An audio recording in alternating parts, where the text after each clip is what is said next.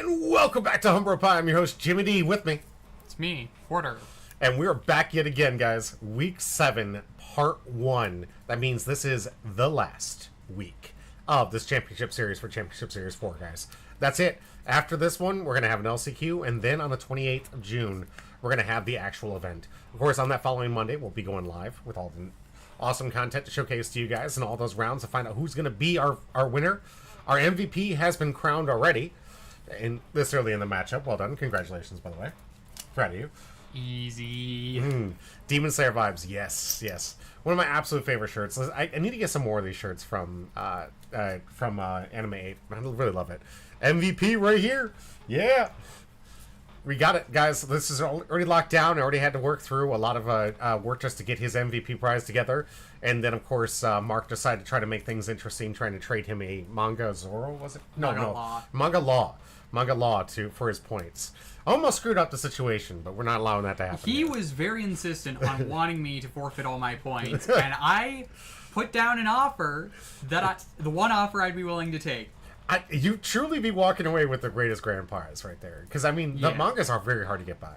It was one of the things where I actually had a question. They were like, are you going to give your MVP manga? And I was like, when we get richer?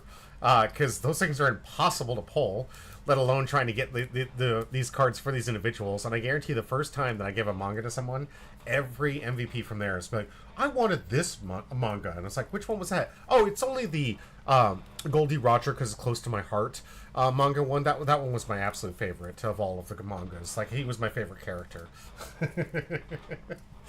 Trying to basically chase for, what is it, 12 grand now? What is that? It's insane. It's nowhere close to that. It's a lot of money. It's a lot of money. It's like 4,000, which is a lot of money. Yes. But that's more money than I've ever had in my bank account in my life. Right. So I would, I would never ask for something like that. I appreciate that.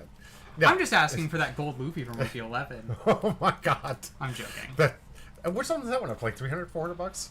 Which is almost reasonable comparing to Goldie Roger. No, that gold Luffy, that one is like around the same price as the Roger. Oh, great. Okay. Oh, the gold one from the manga. Yeah. Yeah. Of course. Why not? That's that's absolutely fair. Absolutely fair. Oh man, guys, we got some great content, some great stuff for you, and of course for you guys out there, we have a box that has not had not one hit pulled from it. We are at least 50% right now. I'll just restack these things up.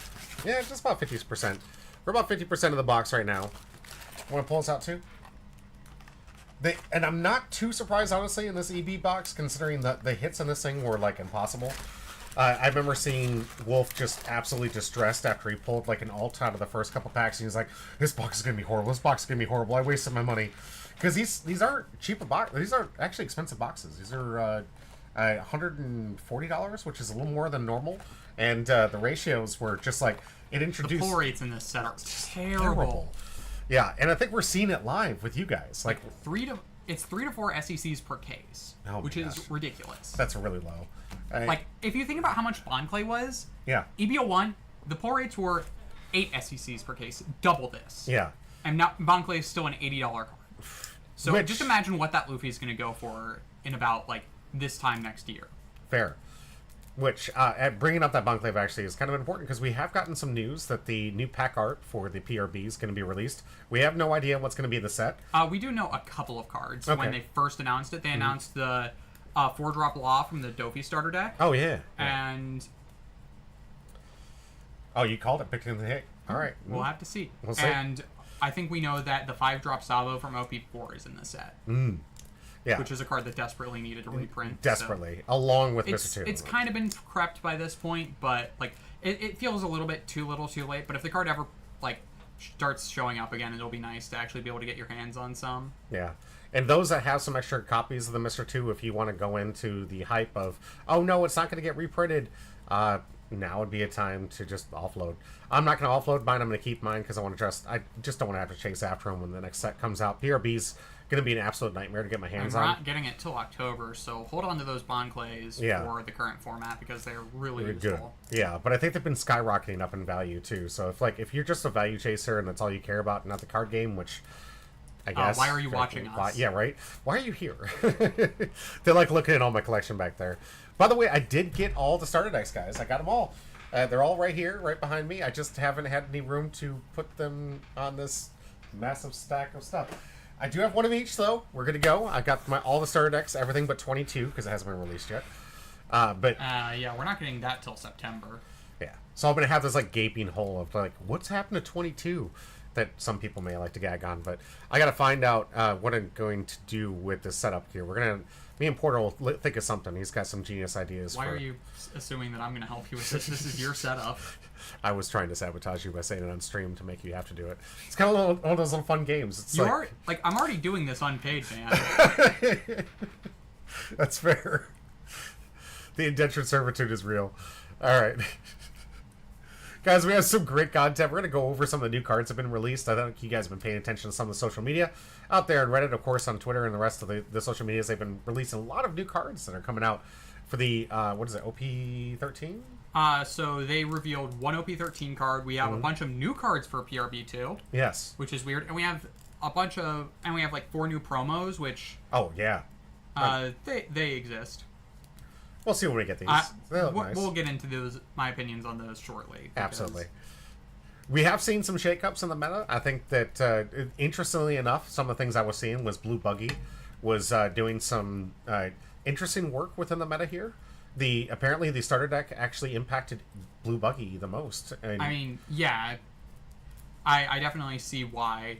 So, I remember, like, everyone who has played Buggy, like, prior to this was always saying, if this deck gets more support, it will be meta. Yeah. And it finally got more support. A significant amount of it, yeah. No, I know at least 2 people who were constantly saying, like, the starter deck's going to make Buggy meta before even seeing the cards. Like, yeah.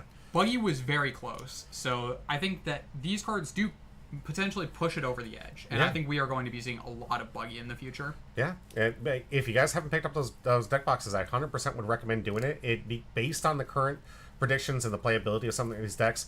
Usually what happens when they release a batch like this, one deck, like the Dolphy deck from back then, was the highest played. So that one was the one, of course, that sold out the fastest and was Actually, harder for us, to get. it was Plouffe that sold out first. That's true. Plouffe sold out just before it. That's right. Yeah.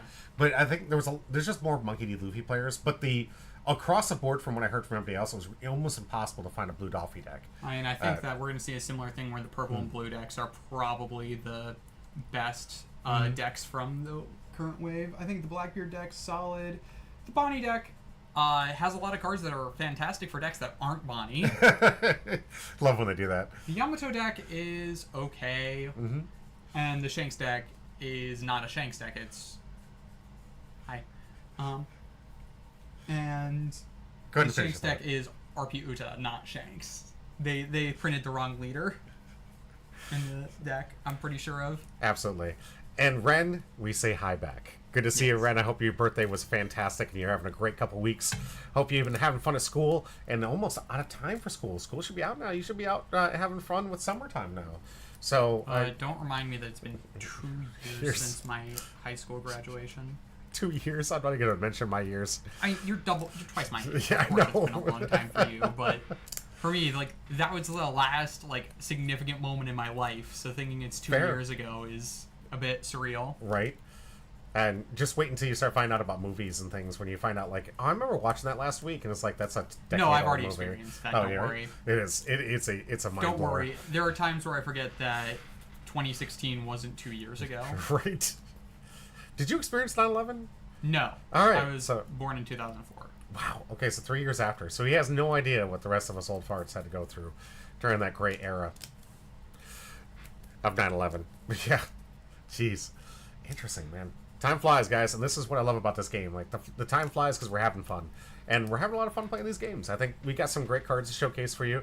We've got some great decks to showcase. Thank you, everyone, for joining us, and hit that exclamation point join in the chat to get your chance to get one of these 2 free packs. I think we're going to go over some of those cards, and we're going to get into some fun gameplay. We got some great matchups with some added assistance from Midnight and Divine, which truly, thank you very much. I really appreciate that, giving us some fun matches, because we got some really cool decks that we're going to check out. Something you might not see too often, and that's, honestly, I really enjoy the opportunity to put decks that you wouldn't see often in the meta, just to give you guys an idea, like, maybe this deck could be something we want to be interested in. And before we do that, I just wanted to bring up a conversation you and I were having. I was able to finish the Kobe deck. Thank you all for the entire environment to coming together and helping me get the last few cards I needed for the Kobe deck. I have a deck list. I have been working diligently on this deck list. So And he has realized that the deck sucks. I have run into a lot of like issues when it comes to the Kobe deck, and I think it feels a lot like you guys were saying about Buggy, right? It's missing some pieces. More than some. It's missing like half of the deck. There's so many good cards that have in the deck, but the synergy with it and what it's trying to accomplish, I don't think there's enough there. That's the fundamental red-black problem. Yeah. The colors have no inherent synergy, meaning that you are just throwing together a pile of, like, decent cards. Like, whatever theme you're playing and, like, whatever support that the other color has for that theme. Yeah.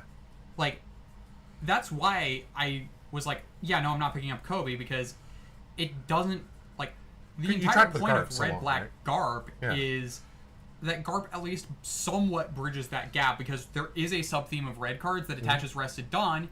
Garp allows the gap to be kind of bridged with its leader effect. While it's a very clunky deck that doesn't always work the way you exactly want it to, it at least tries to, like, have some sort of synergy. Yeah. But, like, unless the synergy is really forced like that and very niche, it's not going to work between the two colors. Yeah. And for those that understand what he's talking about, red produces the power or the total power of a card versus the cost of a card, which is where black focuses. Yeah. So most of the support, you're trying to remove, both of them are really good at and both are very removal heavy colors. Yeah. It's just they remove in very different ways. Absolutely. That doesn't synergize. Like, I remember Captain Literal kept saying, oh, red-black's actually good because you get the rush of red and the removal of black. You just play mono red. You have the removal of red and the rush of red. Yeah. Red already has a ton of removal. Red was already the removal color before black was even introduced into the game, really. That's true. That's true. Red already was very removal focused. Yeah. It's just black removes in a very different way and has other things going for it. And it's just Kobe can't capitalize on the color combo because the color combo is nigh impossible to capitalize on. Yeah. Which is why you have to, like, which is why the one that works best is Garp, which is still incredibly clunky. Yeah. Well, kind of low tier. I'm glad they got some support from the new set, but I don't think it's enough to take it over into the Garp cards. No, you don't play Navy and Garp. I genuinely think that that's not how you should be playing the deck. I think that Straw Hats are the way to go for that deck, because if you play Navy, you just end up playing worse Black Smoker. Okay, that makes sense. And while that might be slightly more optimal than Straw Hats, I would rather play a deck with Five life. No, I would rather play a deck with an actual identity if I'm going to play Garp, rather than just playing an objectively worse version of another deck. So if you actually, like, that was my whole thought process is, why would I play this deck if I could just play something else? So I tried to find it's like a version that has its own niche. Okay. And I think you've done well with that too. Yeah. We're gonna find out between the two of us which one of these two red black decks is gonna go. I like personally. I think you're favored just because you have that built-in protection. That makes sense actually. Yeah, having the ability of the leader to just bottom the 3 cards and just protect some things and kind of go around that. Yeah, no. The only problem is, like, I can occasionally establish, like, if I can ever, like, stick 2 pieces of, like, continuous removal, I think you do just lose. Okay. It's just, it's hard to stick both of those in your against your deck. And we're going to find out if we can do it. It's going to be a best of 7 match. We're going to be having that thing recorded soon, now that I finally have the deck get together. I was looking to see if we could get some, like, Navy Peacoats from the actual show, but unfortunately the finances weren't there yet. I still got a lot of things I got to get fixed in my own personal life, along with trying to get the studio upgraded. So we both agreed that spending close to, like, $240 or $150... The bit's not worth it yet. Yeah. Just it's there's a lot of things that we could upgrade in the channel that money would be better off to, and especially just for this quick fun little match between the two of us. This is gonna be a one-time thing, and it's not gonna show up. Well, yeah, I don't think anyone's gonna care after that. Who knows? Maybe on YouTube land they're gonna be rewatching this thing, going, "Hey, where was that Garp and Kobe matchup from way back when?" Because I'm hoping that Kobe gets some more support. It needs it. I don't think its card pool is wide enough to really allow it to try and create a really efficient, like, tool set to do what it's trying to do. I think it needs, like, 5 more cards minimum, and Yeah. I don't know if it's ever going to get that because we didn't see any support in 12. Nope. And I doubt we're 13's going looking, to... yeah. Yeah, 13, no, probably not. So I doubt we're going to see any support for it in the near future, so... It'll just be one of those things where I keep this thing together just like you kept Garp together. I mean, hoping for Garp has something always from been it. my pet deck. Yeah. I've never thought it was particularly strong. It has some metas where it has a niche in it, but it's not strong enough to like warrant like constant play. Absolutely. Yeah, I've been trying to figure out like what is this thing going to do in this meta right now that's going to be any different, and it doesn't do anything that's impactful as the rest of what's in the meta right now. What Buggy does is extremely board impactful. What green purple Luffy does, extremely impactful to the board. What blue purple Luffy does is very impactful. And then even what's been working with some of those rush decks from the Zuro and some of the other different And red Bello, versions like and Bello all Betty. those swarm the board super fast. I think we are in a format that is very go wide heavy, and I think that OP12 really doubles down on it. Yeah. We are like, OP12 finally dropped on the sim, and I will say that I think we are starting to see the meta, like how card design develops in a very like unique or specific way where they want to favor as much consistency as possible, which is why we are seeing decks. Most decks now have at least 2 differently named searchers. So you can run 8 searchers and 1 searcher can search the other. Absolutely. This is like becoming very standard these Yeah. days.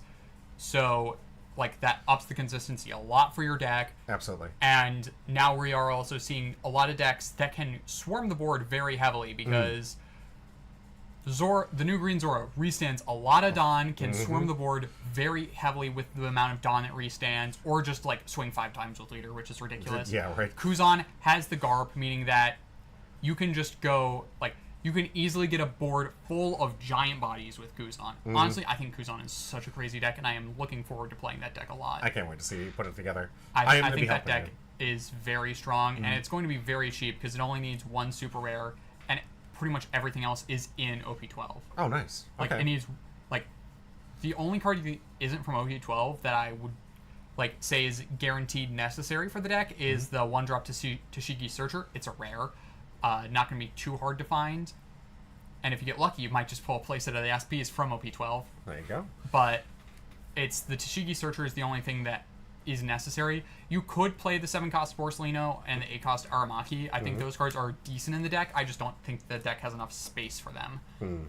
That's like have the opposite issue. You have too many choices where I don't have enough choices. Yeah. Yeah. I mean, I think that it's just all like, and everything else is in the set, which is really nice. It's gonna be super easy to build that deck. That deck is going to be $15 tops. Yeah, honestly, it's like it seems like that's the way this game is kind of going in the direction, and I want to like kind of relate it a little bit to Yu-Gi-Oh, because if I remember correctly, like I was a very in the beginning, well before you were even born, playing Yu-Gi-Oh, and what it turned into right when I left, it seemed like more and more decks were just dealing with the synergy search, grab the key combos, do the thing, spam the board to do the one. Oh, thing. it's gotten a lot more like that. So Yu-Gi-Oh nowadays, I don't like how the design process of Yu-Gi-Oh has kind of turned out, and it's more very recently. I think the first big Yu-Gi-Oh decks these days are built with very concise engines of like your actual deck,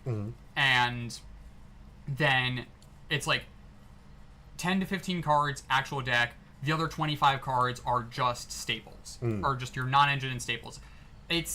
So in early Yu-Gi-Oh, it was very much the same, where you had like all the staples and then your generic stuff. Exactly, yeah. And I hate that kind of deck building. That's why I will never play GOAT format. Also, even if I wanted to, Konami is now killing retro formats in sanctioned events by making them apply current card text and modern rulings. Oh, wow. So they are completely killing retro formats. I think, I mean, I was never going to play GOAT, but Edison format, I was actually considering playing, and now that format's dead because Goyo Guardian is effectively unplayable now. And yeah. You played during that time. I did. Goyo was a staple. That Yeah, thing was so Goyo. good. Now you no longer have an easy out to Stardust Dragon if your opponent makes Stardust Dragon. Great. That thing was impressive as it was. That was our only answer. Honestly, back then, it Yeah, was like Goyo to get was the answer. answer. Was the generic answer to Stardust, and now it's unplayable because they errated it to need an Earth tuner instead of any tuner. Any tuner. Oh, jeez. Yeah, Yeah. no. And the funny part about that errata is it happened long after Goyo was ever playable. That card just completely. Well, it was easy to do. I mean, right? Because most of the tuners you could special summon to just 2, then you can make a 6-drop, and then you got this 28 power body, which was huge. Yeah, 28. Huge. And then it stole whatever it ran yeah. over by battle. Goyo, Right. very powerful card, but by the time it got an errata, it was not seeing any play at all. Yeah. But it was banned in Japan still, so they re-released it with an errata, Yeah. and the errata had to apply in the West too, obviously. So going with that concept I was talking about, right? You have the decks getting very linear, which is searching, trying to find these certain combos. But also with that, Yu-Gi-Oh! Was doing this thing where every single new set pretty much just dictated the new format, too. And I'm not going to say that we're going to go poo-poo on the older stuff, but I'm saying with the current way some of the power creep's going, most of the decks we're looking at, outside of maybe Bello Betty, feel like they're more out of the recent few sets. I mean, Zero's using an OP1 leader and a lot of OP8 cards. Yeah. And I would kind of push back with that for Yu-Gi-Oh! Because if anyone remembers last year, Snake Eye was viable for that entire year and was practically tier 0 until they killed it to rotate into the new until the new incredibly pushed So you're pushing on the Yu-Gi-Oh! Side. It wasn't like it wasn't like the new set just automatically made No. the new game. And and also in One Piece, I mean, Okay. we're still seeing Blue Purple is still very strong in OP12, it seems like. And Well, yeah, I think- the release of Green Purple, I think, is still doing pretty well. Green Purple actually has kind of fallen off. Has it? Okay. Yeah, no, it was good specifically in EBO2 and got almost instantly power crept by Blue Purple. Yeah. So that was kind of an issue. Like, I do think we are seeing a lot of power creep in One Piece right now. Yeah. Because we are seeing, so for OP11, it was mainly just blue purple, but like OP12, I think, is some pretty nasty power creep. Absolutely. Like, just looking at what Kuzan can do and some of the other cards. And we even- Kuzan, Zoro, I mean, Yeah, you were looking at what's her name, Koala, and Koala. Unfortunately, in our prediction, anyways, I'm agreeing with you. By the way, I'm using his words because it was one of the things I was trying to relate to you guys with Kobe. Koala doesn't have enough in it to really make Yeah, it do what it it's- wants to do. like, it just needs more solid Revolutionary Army names. Yes. Because, unfortunately, While that a effect lot is insane, good. a lot of the, like, it has some really crazy cards, but it's not enough to make a full deck. And Yeah. so you have to play a lot of bad cards. I tried, like, just playing generic cards instead, but then, like, it becomes a lot less consistent. And the problem with Koala is, even though that effect is really strong, it actually doesn't do a lot into the meta for OP12, because Zoro gets almost completely under it. The only thing that matters is Mihawk. And for even Blue Purple Luffy, which you would think it would be its best matchup, Sure. can easily play under it. Because it's a once per turn effect, meaning that if you play Sanji into another body, you're only going to get the effect once. If that body is a Linlin, then You just get the instead life of back. healing one, it's just a draw, which is still Yeah. crazy. Right? And it just completely still goes over the top of it. And Kuzan, you just don't play your Garp. You just play out your cards normally, and it's still good enough. And you can play around it. I mean, it's a walking, like, hello, if you try to play a big drop, I'm going to hurt you. And it's like, well, And is the it worth deck it? isn't, and the format just isn't in that position right now. Absolutely. Where big bodies, while very prevalent, aren't as prevalent as it is. And playing cards off of effects, I think the deck it probably has the most game against is maybe Lucci. Okay. Because even without Gecko, Lucci still wants to be playing cards like, you know, your, like, off of Rebecca. I think also Blackbeard it probably has a decent thing against, because you can't use your Kuzans. And if you want to play a 10 teach, that is going to get life out. And Blackbeard really, like, if Blackbeard already wants to be taking a lot of hits early anyway, because Yeah. it wants the cards in hand for leader effect and such. So Blackbeard I could see it being vulnerable against. Although, I mean, yeah, Blackbeard is going to struggle against. it, but like Blackbeard's not really part of the meta. Maybe we'll see with the new cards how that affects it, because they still don't have the starter decks in the East yet. That's true. But let's get into new cards. Yeah, let's check out some of these new cards. Really appreciate that. Thank you guys for listening. I appreciate you being here. Lonely Doombot and all the rest of you, Connect Carnage, I really appreciate it. Didn't give any call-outs because I thought you were on a roll with some of that, and I didn't want to interrupt that.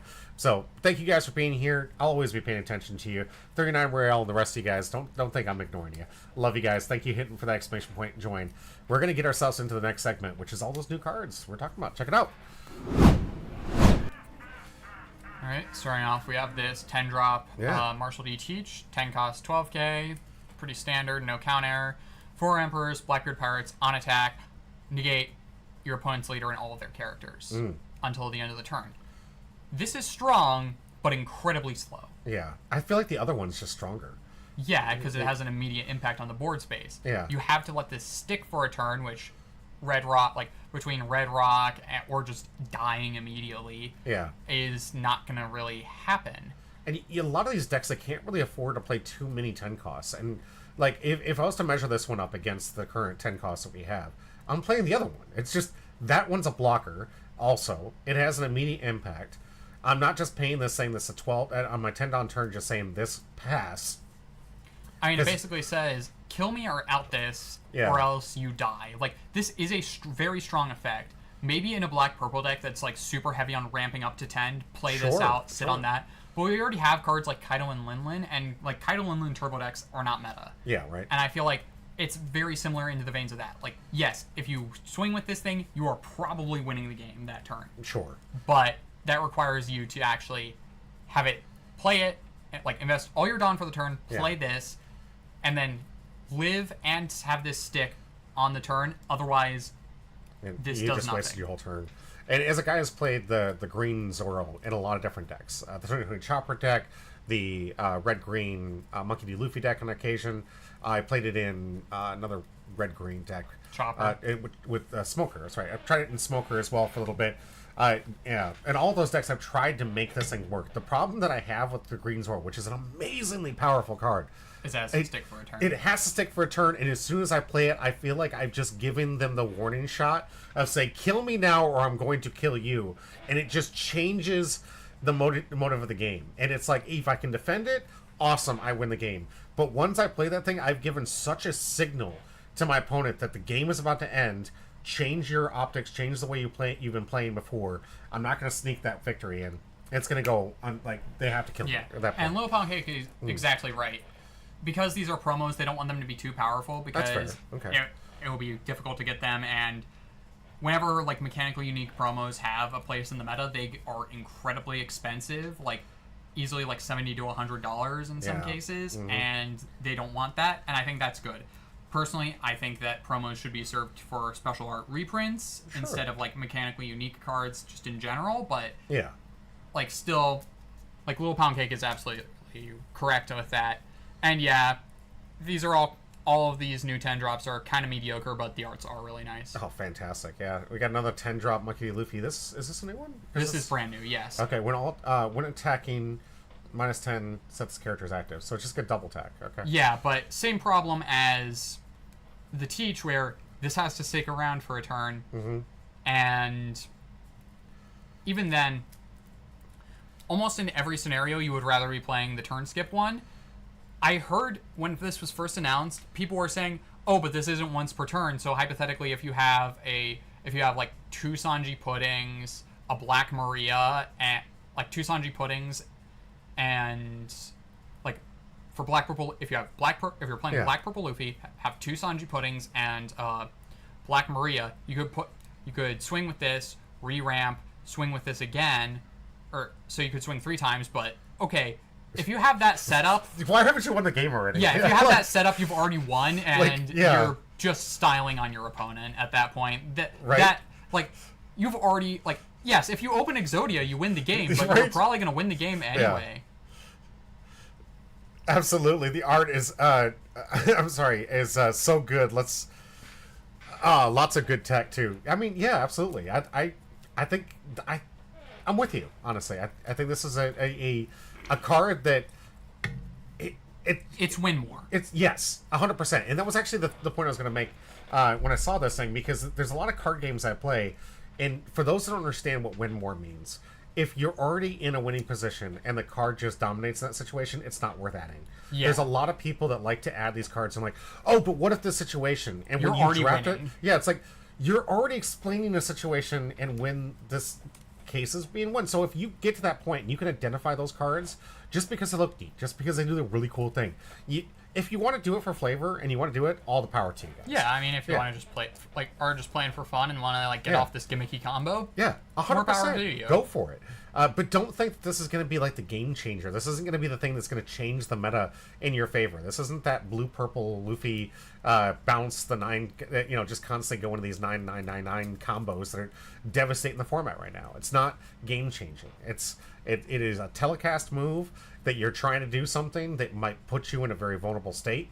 And if you pull it off, good for you. I'm proud of you. But honestly, I would not play this. I don't like the win more combos. I think it's just you're wasting space for things that could make your deck more consistent.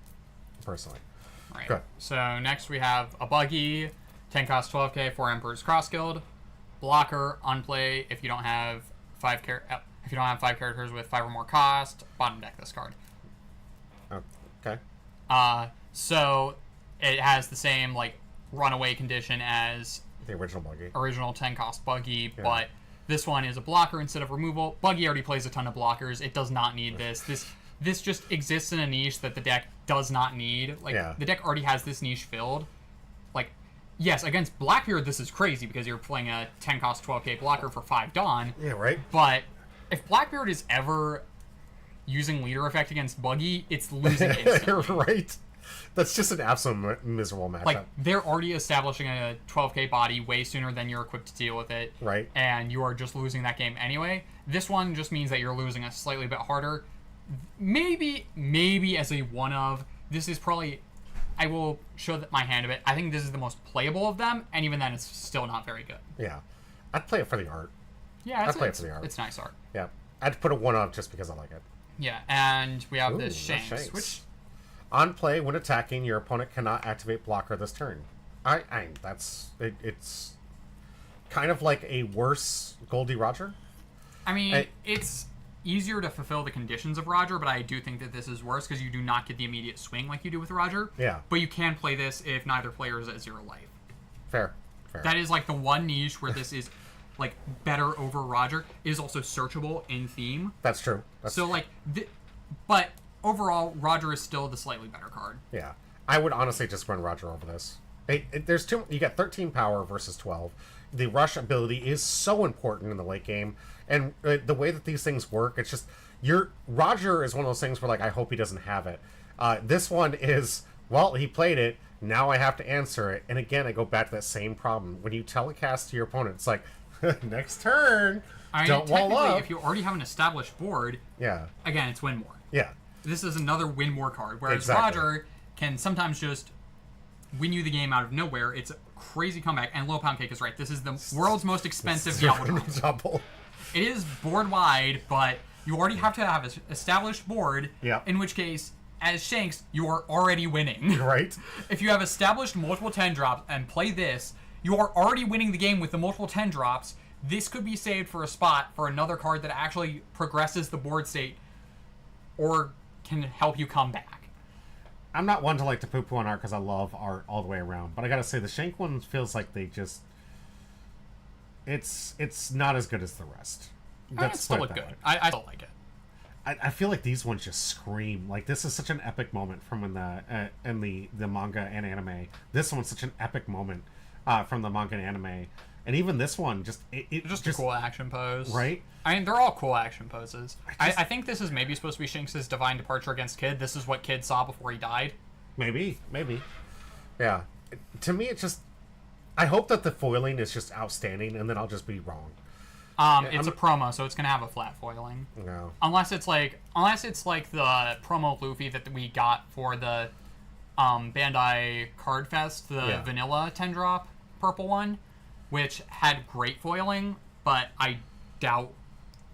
Like, maybe these are gonna be the next Bandai Fest promos. Who knows? Yeah, but they're not good. Like, you don't need these to play in anything. So let's move on. New Green Luffy Hey, all for right. PRB. Your turn on play if your leader is a multicolored and your opponent has 7 or less Dawn cards on their field. At the start of your opponent's main phase, your opponent rests one of their active Dawn cards. Nice. Kind of like a Stifle. Yeah, this is a really interesting way to go about freezing Dawn. Yeah. So instead of like actually just freezing the Dawn then and there, it rests it during your opponent's main phase, effectively doing the same thing. But I guess this plays around if your opponent has something like a Gum Gum Giant, they can Dawn minus the frozen Dawn and re-ramp it, and it's no longer frozen. Well, you can also do this in the late game. It's like, oh man, I can't afford to get the 7 10 or cost. less Dawn. You can't late game this. Oh, 7 or less. Oh, I'm sorry. No, shoot. I thought it was 7. In my head, it was like 7 or more. I was thinking, man, like what a great way to stop the 10 drops. Like, Yeah, man, I can't but afford. why to does it have that restriction? Actually, I feel like this Yeah. card would be solid if it were not for that restriction. Agreed. Like this is maybe an okay card in Green Purple Luffy. Maybe I could also see some Supernova decks like Red Green Law and Green Yellow Law maybe wanting to run this, but still, it's just not impactful enough to really. I mean, it's okay. Hey, my biggest concern about this is like, especially with PRB, I liked PRB because it was a reprint set. It had a great strong ability to bring back some cards that we really need to see some reprints and awesome new arts. It introduced those Gold Dawn and some really cool new Dawn that go with different leaders that we hadn't seen yet. And it all around, just the pull rates were phenomenal. We're still getting basically all of that. Yeah. But we're also just getting some new support cards that may or may not be good. But it is sold out so fast, and we haven't seen a reprint from it. I'm nervous of cards that are going to be too overpowered in that set. That was my biggest concern with Green Purple. Thank God, in a weird way, I'm glad that Blue Purple decided to take over, because if EB was like the meta, and everyone had to get EB, They added new cards because it didn't sell well in Japan? oh, Really? interesting. That's all right. I guess that Japan just doesn't have the infrastructure problems that we do have here. That's true. Not to mention they also get like some really good quality cards. So most of these guys are chasing the big score championship cards and those really cool bordering. Yeah, where Right. like those they get for flagships, which are held very way more regularly. And it's a lot easier to go to them. Like the lottery system that we have, it's like, cool. Did you make it into a tournament this year? I made it into one. Yeah, whereas flagships, I think they multiple are held every single week. Right. So. Yeah. Now we have Lucky Roo. Okay. I saw this one on Twitter. I was like, I would play with the other one still. I don't see. I mean, you'd play this. This does not replace the other one. No, but maybe replace the Rayleigh if I was going to. I mean, Rayleigh's already kind of fallen out of favor. You play the Chopper over that. Yeah. This is an okay card. Blocker, on play, trash one character with 6,000 power, more from your hand, draw 2. It allows you to play bigger, like, top end decks. So if you're playing like a lot of the previous Shanks decks, I remember back in the day when there was a lot of top end. You had the dragons, the Rayleighs, the Shanks times like 5 or 6. If you're playing that, that's a great way to get rid of them. Yeah, The if you're 2000 super bricked up. Yeah, the 2,000 power to me for 4 cost. There's so much. I feel like they depowered my man because his original one was insanely 5k powerful. power And KO on KO, yeah, it was a very strong card. This is fine, but not great. Yeah, I don't know if you're gonna find room for it. Maybe if you're a really big Lucky Roo fan, you can do it. Sure. In certain situations, if you have a very top heavy deck, maybe this is a decent play. But man, 2,000 power, come on! There's so many things that can kill a 2K for nothing. Yeah. Yeah. I mean, this is great when paired with the 10 cost Shanks that we just saw because you can just cycle it. Yeah, it's true. There's your use for that 10 cost Shanks. All right, now we have an OP13 card. Yeah, this one was pretty good. SR 1 cost 1K, 2K counter, activate main, trash this character, give 1 active Dawn to your leader or characters. Give one of your opponent's characters minus 3K power. It's almost as if, man, if RP Law was still here, this card would go crazy. Right. But that deck's banned. Like, this is a fine card. You probably play this over Building Snake in something like a Shanks deck or something. And it's a 2K counter, does the same thing. I thought that this was great. This great. You do have to attach an active Dawn, meaning that it is potentially 1 less Dawn. Like, if you need to Building Snake and then 10 drop something. But... Where do you have to? Activate main, you may trash this character to give 1 active Dawn. And give 1 active. To 2 others. Okay. Alright. All right. I think this is still a very solid card, and absolutely, and a great we will callback. see what more stuff we get because the entire OP13 is centered around the Three Brothers decks. So we'll see what like more support. Like this is the very first card we're seeing from OP11. Yep. Aside from the stats for the Roger. Yep. Still waiting. Ooh, new Bonnie card. Saw this one. So this is another PRB one. Once per turn, set up to one of your Dawn cards is active. So Bonnie support for Bonnie. Yeah, like this this is okay for Bonnie. Like it's a blocker, and like you probably play this over the Arouge. I think that is the main thing. Is you play this over the Arouge just because it's slightly cheaper. But other than that, it's not doing much. Mr. 3. Galdino. This effect can be activated when this character is rested by your opponent's effect. You may trash this character if you do draw 2 cards. Another side deck card, guys. Like, I don't know if they're gonna do it. I don't know. I'm just saying I'm seeing so many of these cards that look like they're trying to make this into maybe Flesh and Blood, where hey, I get to see what my opponent's on, and now I have like maybe 15 cards in my side deck, and I can put these cards that are really good in this matchup. Right, like because this is an okay card because it's a blocker that has like an effect if it's rested. So if you ever have to go up against something like the 7-cost Sanji in purple, Usohachi, green rests a lot of cards. So if you ever go up against something like that, this is actually really solid. However, it is very situational. Exactly. And situational cards just aren't going to see regular play, which is why I'm seeing this over and over again. It's like, guys, these are decent cards against decent matchups. You're going to have to make a side deck at some point because this is just the building blocks for this. Yeah. Now we have this Nami, purple, 2-cost 2k power, Straw Hat, 1k counter, on play. It's a Searcher. Okay. And Straw Hats. trigger, play this card. So this card is okay. It's another Searcher. This is, I think, for purple-black Luffy, this is finally a card that is actually worth playing that lets you search Gum Gum Giant, which is really solid because the 1-drop law has to search 2-cost or higher, meaning you can't get Giant off of it. So this is a Gum Gum Giant searcher for purple-black. Yeah. This is very solid. I don't know if you replace the law with this or if you play this alongside the law. I think this is a very strong card. I think the trigger is hard carrying this. Right. Because being able to play this off of a trigger is very strong. Other than that, like, this card is fine. Absolutely. It's good, but, like, it's good. It has a niche, but it's not fantastic. Fair. Ooh. Hey, thank you so much for the follow. Who was this? DK-ish just subscribed. Thank you. 7 months. Appreciate you. Why didn't the animation come up? I don't know. That's weird. All right, but DK-ish, thank you so much for that. Good to see you. Sure to you. Another Blackbeard card here. If your leader has a Blackbeard Pirates type, this character gains blocker and 4+ cost, so anti-black. Another good side deck card. Yeah. On KO, No, this card's just good. I will...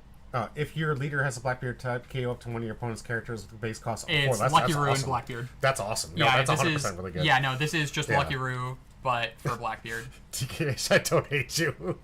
Yeah, no, Little Pound Cake's right. This is arguably the best thing that we've seen from the new PRB drops. Jeez, yeah, that's so gross. Lucky Roof, but for Blackbeard, very strong. Like this is like no, this is not a side deck card. This is just strong. Right. Now we have Otama. Okay. 2k counter. You may rest this character and add up to one card from the top or bottom of your life cards to your hand. Up to one of your leader cards gains +3 powers during this turn, and rest up to one of your opponent's characters as a trigger. I cost 4 less. Okay. So this is actually like a decent yellow card. Sure. I saw people in the comments saying for Black Yellow Luffy. Yeah. This gets you down if only Moria wasn't banned, but this is still like solid. Obviously, this is meant for Yamato, which this does a lot for Yamato because just being able to tap it +3k to your lead. Yeah. You want to be swinging big with your lead because you want to get that double hit in. So and that it's is 2K. Yeah, and it's a 2k counter, and the trigger is good. Like this is a solid card. Yeah. Like this could even be like a generic yellow staple. Like this is like just a solid generic yellow 2k counter, in my opinion. Is that it for this? I believe so. So it looks like each of the leaders that just got a starter deck is getting support for this. And this one in For in PRB. PRB. Yeah. Yeah. Like- We're looking for the pack thing at the top is looking like fire. I think we had that posted within ours, right? Yeah. Loving the art for this thing. It's the alt art of the Luffy 4-drop. Yeah. Just So, really cool. PRB review and features. We're going to be seeing some more of it. Stay tuned, guys. SR higher in each pack. We already knew that. That was Yeah. from PRB 1.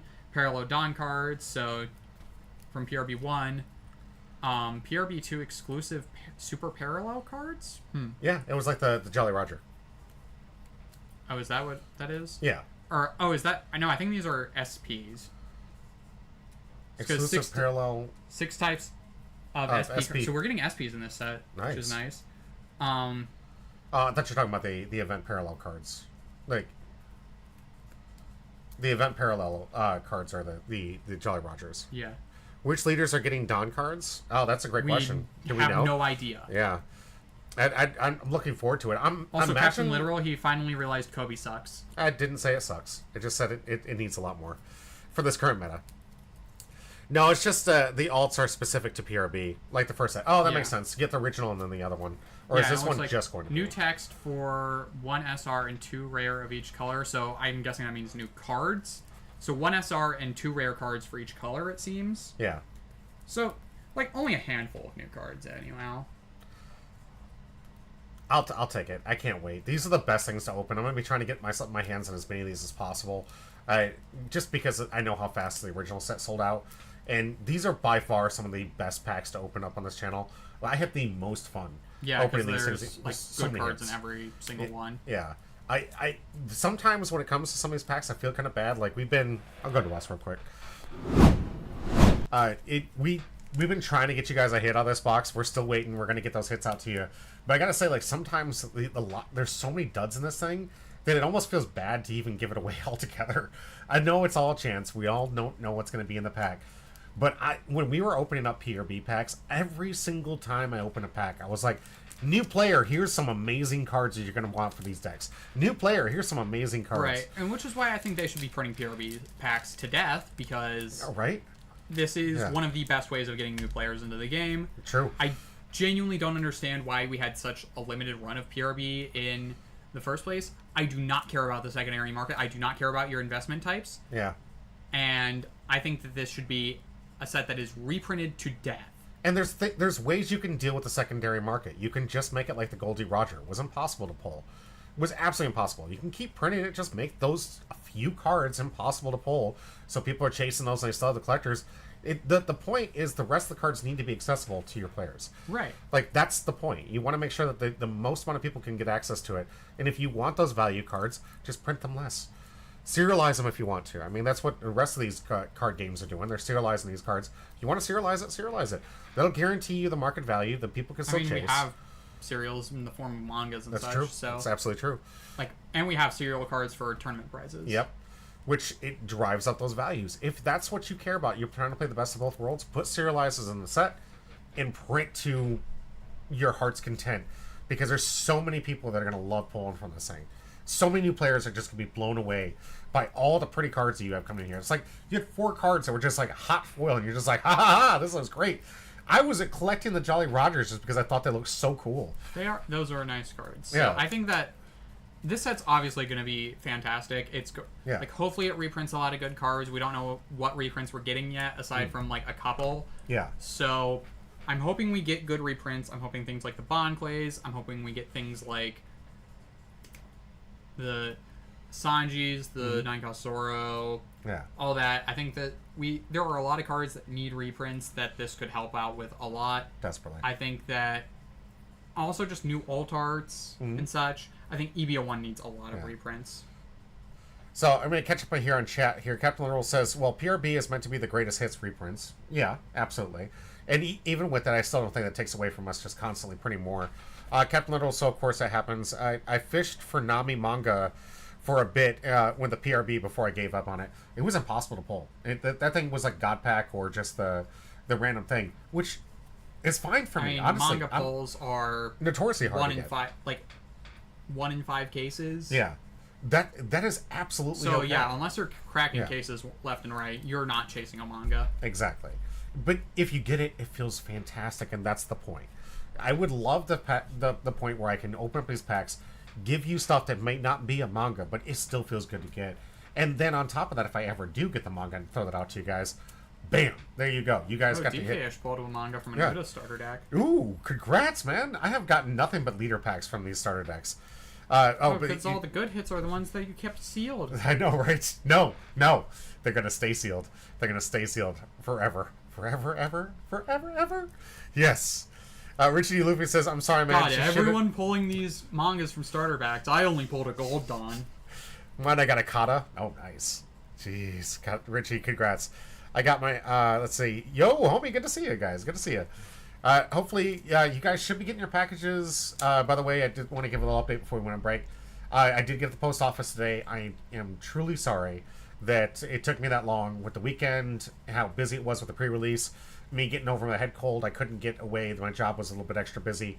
I was finally able to get to the post office. So if you guys have been waiting patiently, thank you. It's in the mail. I got a tracking number for a lot of this stuff because, of course, we gave up some massive hits. In this stock of people for the stuff we sent away. A lot of $100 cards, so I had to get some insurance on these things for you. And a few of you that, like Richie, who we had a box sitting for you because we were supposed to meet you in Florida, and then we didn't, and it was sitting here, and I was like, well, I need to get this out to him. So Richie, you've got yourself that very outdated package on its finally on its way to you here. No worries, brother. Health is more important. Thank you. Appreciate you, Richie. Yeah, we got that one. I can't wait for you to see. I put this little special thing in there to say thank you for like being patient. The fact we didn't meet up kind of sucked, but it's all right. You got some old goodies coming your way. Thank you guys so much for your patience. Guys, we're going to take a quick break. We're going to come back with our first couple of fun matches between Midnight and Divine. And we're going to just have some really cool, watching some really cool new decks that you may not see in your meta. And we're going to talk about them and checking them out. We'll, of course, get the poll up. See what you guys think is going to win between these two decks. Two great players, really fun. I really appreciate Divine Lotus and Midnight Witch supplying us with some great content. Really, thank you. Hey, guys, I'm going to go blow my nose. It's still around here. I don't know what it is. The pollen won't go away, guys. Thank you for being here. We're going to take a quick break. But don't forget, before we go, hit the exclamation point join, guys. Hit it. Hit it. Free packs. Hopefully a big hit. Who knows? Maybe all this manga talk will hit the manga.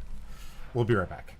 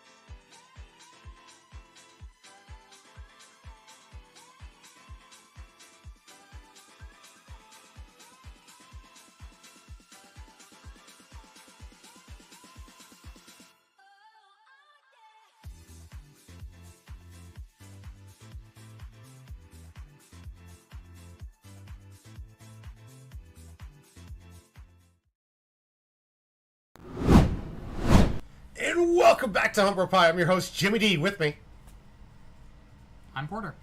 we've got ourselves our first couple of fun, great matches brought to us by Divine Lotus and Midnight. You guys haven't seen it? I just put out the poll for the two decks. What we're going to talk about. We got the new kind of versions, I guess, of the Zoro deck that she's been putting together. I really love the deck box, the arts, the sleeves. She has been caring for this deck more than I think I've seen from a lot of other players, and I can't wait to Zoro showcase is one it. of her favorite characters, right? Yeah, absolutely. If she ever made my MVP, I don't know. I'd have to probably get her a life-size statue of Zoro. I think that'd be the only thing that's equivalent to, actually fulfilling something that she would want to dream and have. Personally, we'll see. Midnight, you got to try for MVP next season. Check it out. See if I can put that together.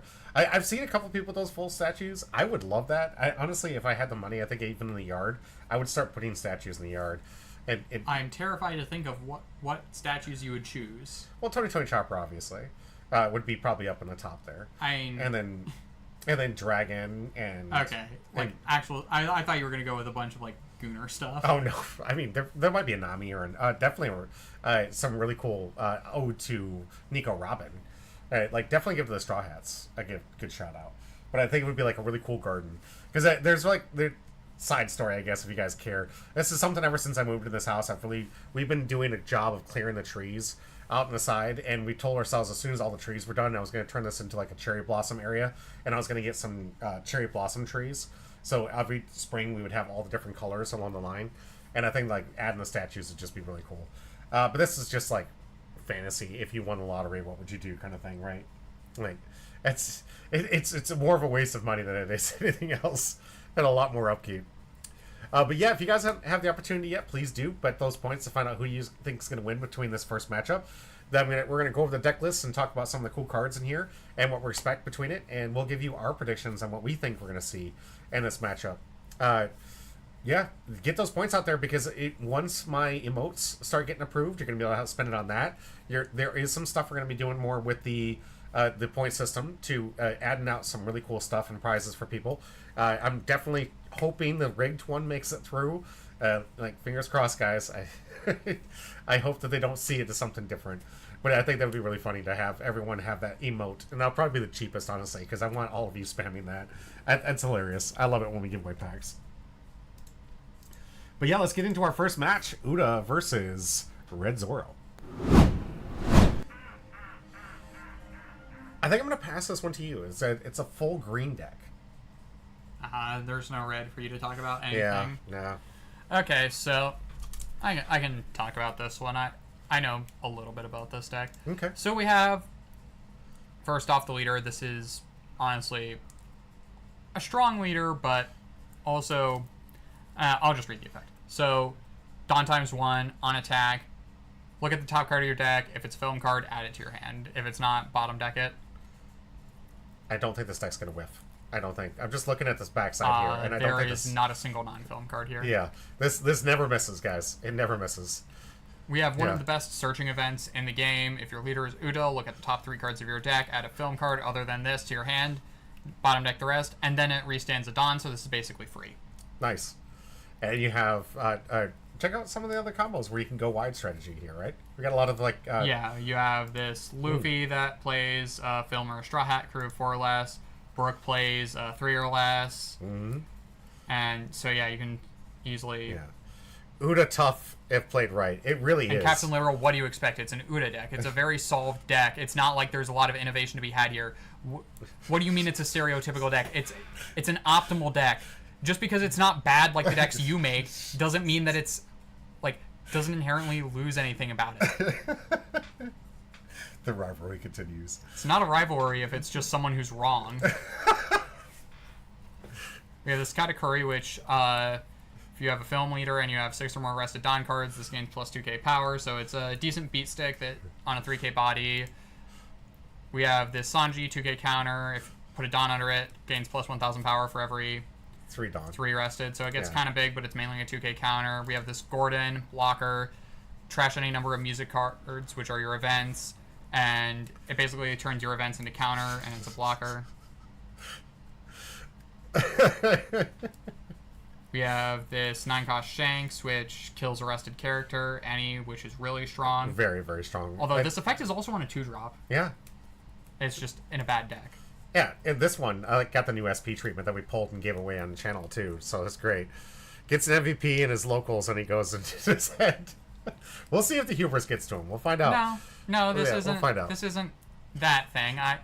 I still don't know how that happened.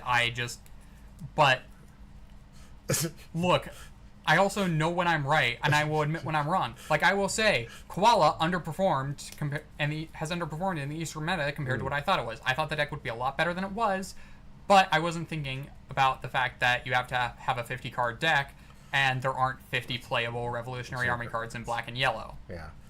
We have I'm Invincible, which is your this main... is just a win con. Yeah. 3-cost, restand your leader.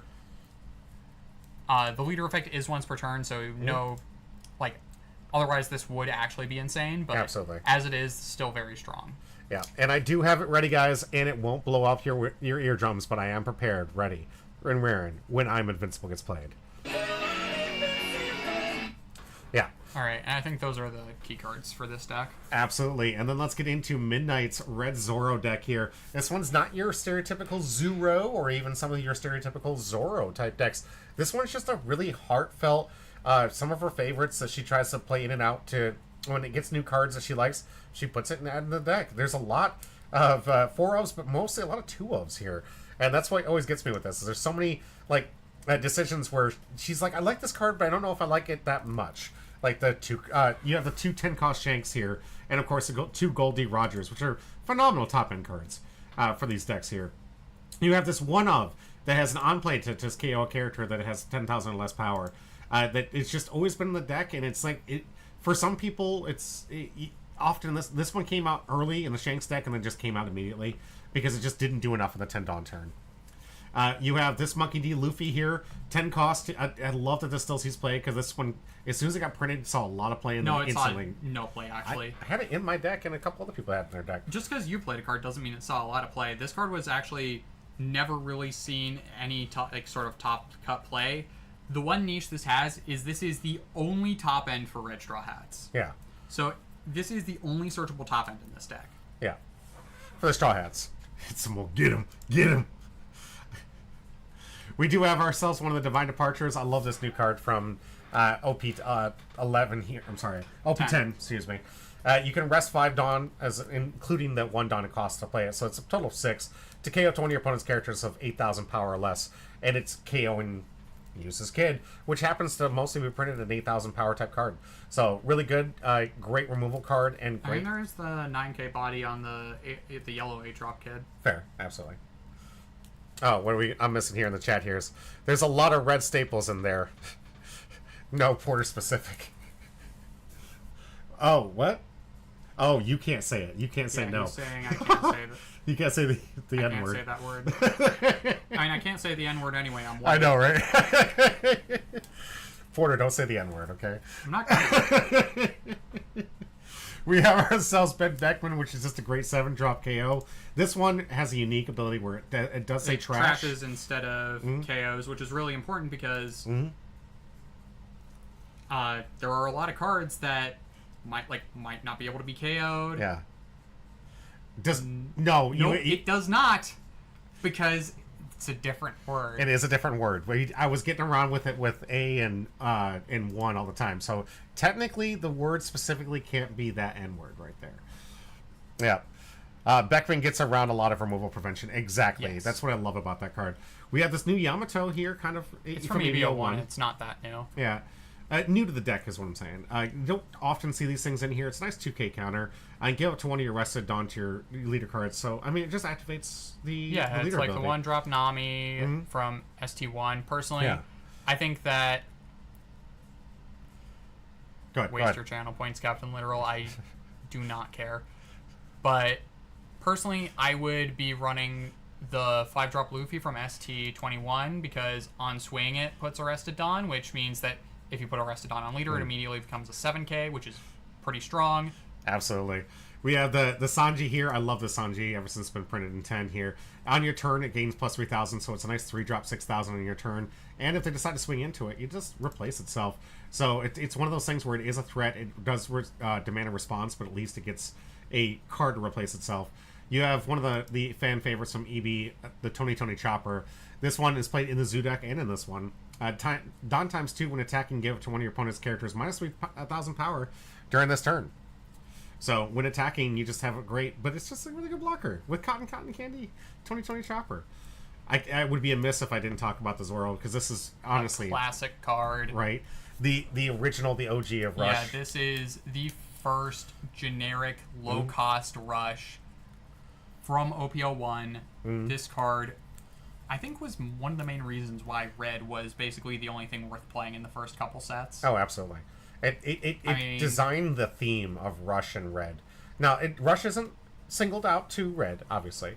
Thankfully, some of the other cards have been Purple getting has it. a lot of Rush. Yeah. But in the beginning, when this thing was getting started, Red was really the removal heavy with the reduction of the power, and, of course, you had the Rush here. So Red just had like the basis of just what it feels like that color represents. A lot of angry Rush at it. Captain Earl says, I see that Sanji so often. It's just because it's a great card. It's a really solid on 3 card. The math is usually it should be 2k power over the cost times 1,000 for vanillas. So getting a 6k power on 3 is very strong. Right. That is something that you don't usually see.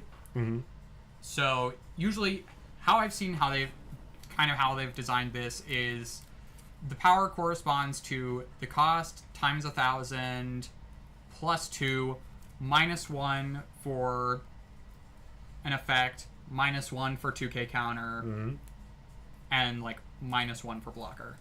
Yep. Especially with a card to draw on death, if you can refresh it, the lost card. Yeah, exactly. Honestly, when it comes to card advantage, the ability to ensure, just like you were doing with that blue-black Usopp deck, that constant ability to reiterate and refresh that hand and replace anything that might have been lost can help you for the long game in a lot of successful decks. It does need to have some power to go along with it, which I think is the only weakness Usopp has, just a big, powerful top end. It does have a lot of great synergy and a lot of great ability to turbo through the deck. And it does have a great finisher, too, don't get me wrong. I love that Luffy finisher. Those wins were fantastic. But I think, like, it was missing... 7 cost is not a finisher. That is just a good card. It's board removal. Well, we've seen you finish with it. Yeah, you finish with it because it swings twice, but it also... I mean, if you really want to finish it with it, you put a Gum King Kong gun, so it has 6 plus 6k power and double attack. Right? And just absolutely insane. But yeah, we've seen that card do some great work here. Speaking of a card advantage, the OP11 Sol has been powerful game changer. Really Robin. Strong for Robin. Yeah. If I remember correctly, it's an on play that's something like on play if your leader is Nico Robin, draw 2, and then it has a trigger that lets you use its on play or something like that. Oh, nice. Yeah, that is pretty good. Anything that nets you a card too is just almost an automatic staple. Before we get into the actual game, I would be amiss if I didn't talk about this because I really do love this. I got into the format actually playing it with this kit combo. I really love the versatility of this, where it looked like, an early game you'd want to put this out. No, this is a late game killer. And I mean, it works for both, which is the beauty of it. It's an early game body that has rush, and late game. You get 2 of these in hand. Yeah, you can sneakily take your opponent out of the game. Most of them expecting in the late game you're going to just put like one big threat on the board, not expecting 2 kid killers. So if you can hit that and you can save for the right moment, this thing can absolutely end games. Don't be too surprised if we might see this against the Suda deck today. We'll see. Before we get into the match here, 39 Rel says, I'm not going to lie, I don't like the Zoro deck list so much, but the Zoro for the win still. All right, that's fair enough. I mean, this is just her pet deck. This is a bit unconventional. This is more of a just red good stuff deck, more than it is like any one specific theme. Absolutely. It's not particularly the like super rush heavy Zoro. It's not the animal Zoro. It's just generic red good stuff. Absolutely. And Captain Little says, if you have 7 or more Dawn and your leader is Nico Robin, draw 2 cards. Yep. And if the trigger is on play, so if a fairly beefy 7k body, all for 6 Dawn, extremely good. Forgive me, he has a 6K body. Okay, still really good. And Richie D. Luffy says, all these big bodies, you would think this is a ramp deck, right? I think that's the other kind of downside to it. Not to mention, one of the things I've been asking her to start adding was the Bad Manners Kick Course, because there's a lot of no counter in this deck. And you need, when you're playing this much no counter, you really need to have the zero costs event cards in your deck, just to make sure that you have some kind of answer for the late game. Captain says, this is a passion red good stuff deck. Yes, absolutely right. And this is from a player that just loves Zoro, and this is how she wanted to play the game. I'm never going to, poo-poo on you if you just, these are the cards you like to play with, and if she wants to keep teching it out, good for her. We'll see where this goes for her. Obviously, we can all give the input, and that's what I love about this, so if she's out there listening, maybe put on those Bad Mana Kick courses. I don't know what you take out, but I just definitely think that that's one of the necessary weaknesses to what is essentially a really fun red deck for Zoro. 39 Royale says, facts, it's just a lot of good red cards.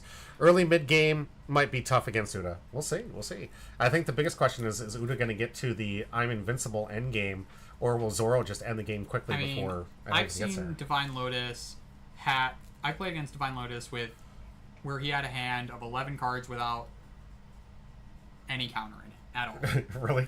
That's sad. Not a single counter Wow. in 11 cards. Midnight in the chat says, I'm going to keep playing this till I can't. And I'll get those zero costs. All right.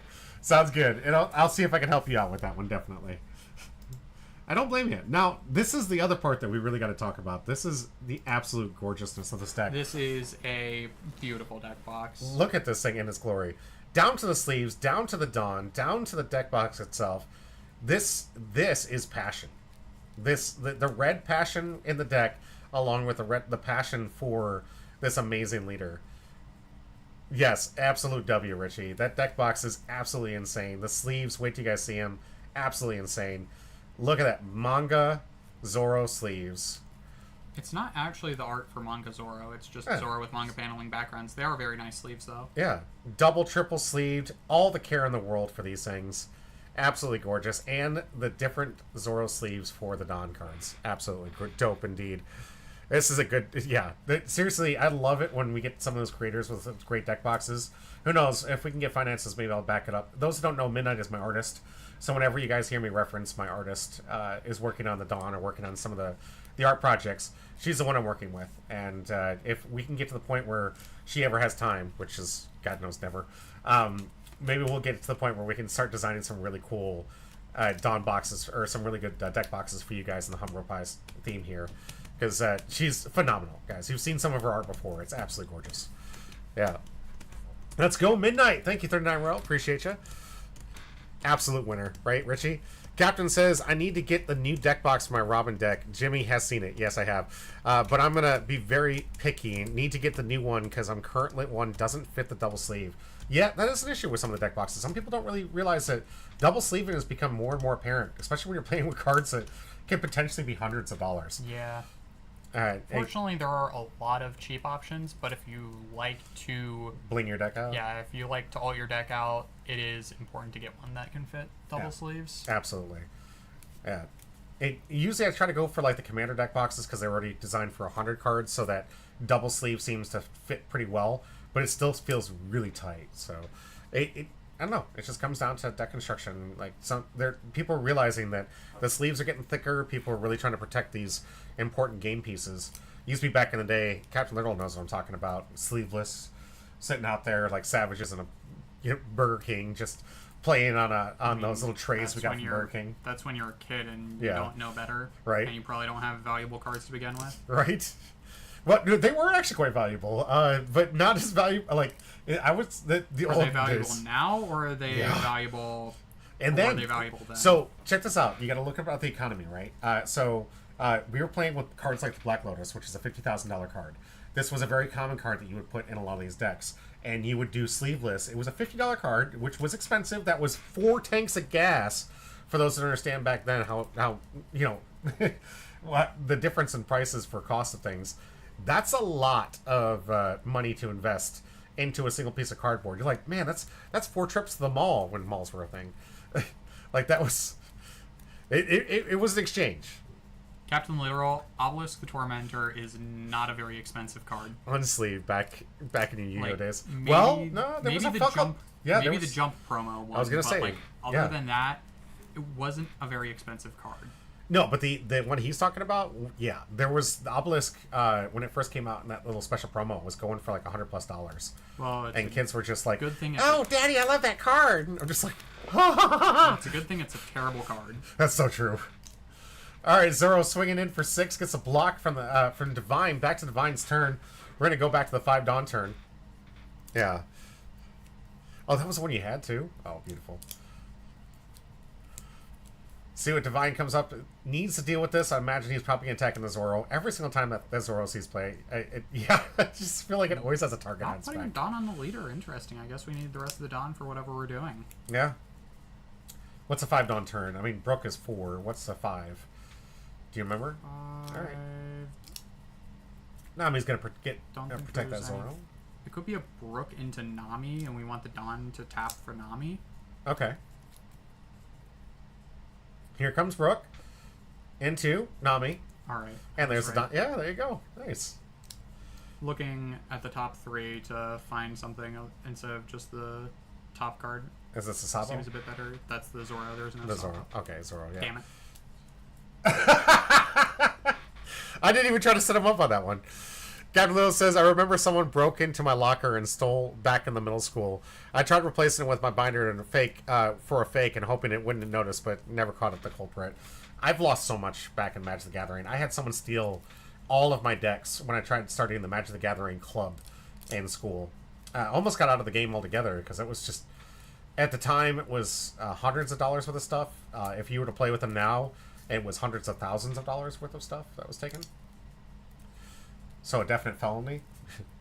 But the school didn't care. They were like, The statute of limitations has passed. well past. But and back then they didn't care. They're just like, it's just stupid play cards. And I'm just like, okay. I mean, they're right. At- That is all card games are, is just stupid play cards. But I like stupid play I cards. love stupid play cards. I love them. I love being an own my own product and have the stuff and get the pretty cards and look at them when I want to look at my collection. Get to appreciate a dragon horde that comes with some bling, some fashion. All right, Zoro gonna get the activated ability here. So now Zoro gonna be swinging in for 6 and 6, depending with a 2 Dawn go. Captain Earl says the only prices reflected them being stupid play cards. That's true. That would be nice. Yep. Chicken Tendies in the stream. Good to see you. Welcome back, brother.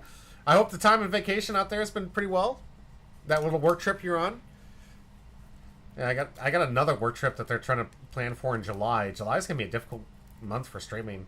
I've got the PI planning that I have to go up to DC for and miss a couple days, and they want me to go out to another state to do a briefing in the end of July. So we'll see how that goes. Chicken Teddy says, yep, I'm back home now, and I'm so tired, and I'm happy to be here. Oh, it's good to hear. Yeah, this trips will seriously wipe you out, guys. I don't know if you guys ever traveled quite a bit, but sometimes when you're just doing these quick, like, onesie, twosie, 3-day things, the trip in itself, like, you never get over the jet lag. You just go in from one problem to the next. All right, 7K swing coming to life. Divine says I'm going to take it this time. 4-4 our leaders. Back to Divine, 7 Dawn turn. Good board state here. We got... This is usually where they get the Monkey D. Luffy play, right? So 7. Nope. Hmm. Come on, are we still live? Are we still live? Come on, computer. It's trying. She's trying. She's trying to come back. She's trying to come back. Looks Let's like we see. are still live. It's looking like things are working still. Live is working. It blinked a little bit. Come on, baby. Ad break, trying to give me a little heads up. Everything's going here. Captain says, I'm a little bit hyped and nervous next week of my first ever regionals in OP. Oh, wow. I've been training a lot and trying to prepare, though I'm getting those Sauls really helped shore up one of my major weaknesses in my deck. And Captain says the stream is working. Okay, cool. We had a little bit of hiccup, but it's all good. We're all good. We're back. Good to go. Good luck, Captain. I know it's a little nerve-wracking, especially, like, I only got to play in one regionals this year, so we'll see if I can get out to the One Piece card day or the, the Bondi Card Fest, and see if we can get on the trip down there to see if we can get some more competition that way. Yeah. But we'll have to find out when the dates and location. I think they said it was going to be the same place, right? Down in Florida again? Or did I miss something? Checked. Okay. We'll figure out, let you guys know if we can make it out to the Bondi Card Fest. But I should be able to. yeah, we should. I have a job now. I can afford it. Heck yeah, baby. Let's go. All right, let's get back in the gameplay.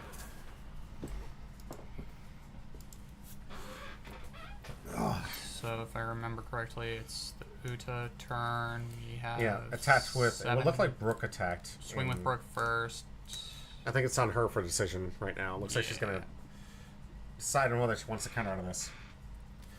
Captain says, especially since I'm not exactly bringing meta to it, I feel like I do with the Passion Leader. I mean, if you're going to have fun and you play with your Passion Leader, good on you. You never know what's going to happen. There's a variance to every single card game. You never know. This could be your day. You could be one of those days where just everything aligns in your favor. Every hit, every trigger is in your favor. And you take it down and everyone's like, this is the new hotness. And then people don't realize it was like, no, it was just the luckiest day of this man's life. We didn't search with the Nami because that search is also on attack. I guess setting up 7 got some for deaths. Luffy into Another Brooke Brooke. into Anuda. All right, that's a good chain. That's a good way to go wide. Yeah, just get loaded and have fun. Yeah. I mean, if you're gonna have some fun, that's what matters, guys. Like, you go to these things. I would love to say that if you bring meta, you guaranteed, but I've seen a lot of people bring meta and lose the first game and get immediately knocked out and go home. It's like choosing what deck to play and what you're gonna be playing up against is always gonna be random. Play with what you think you can have some fun with, and you put a lot of work into it. So I'd be proud if you made it pretty far with that. I think I'm about bringing a backpack with some snacks. It's 10 hours for each day. Yeah. Awfully optimistic that you're gonna day 2 Captain Literal. You're gonna do it, man. If your opinions are as bad, if your playing is as bad as your opinions are, I'm not sure you'll do too well. I believe in you. You're gonna crush it.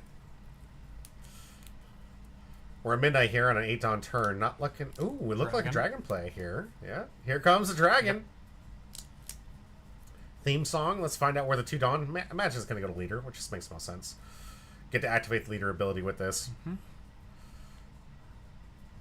Chair pants. Oh, we do need to get some chair pants. That's a good point. That's a good point. And if you're out there and they don't have tables, get some chair pants. Those long tournaments, you're gonna want something, man. Trust me. They always stick you in the weirdest areas with like the hardest surfaces and the most awkward areas. Get some chair pants.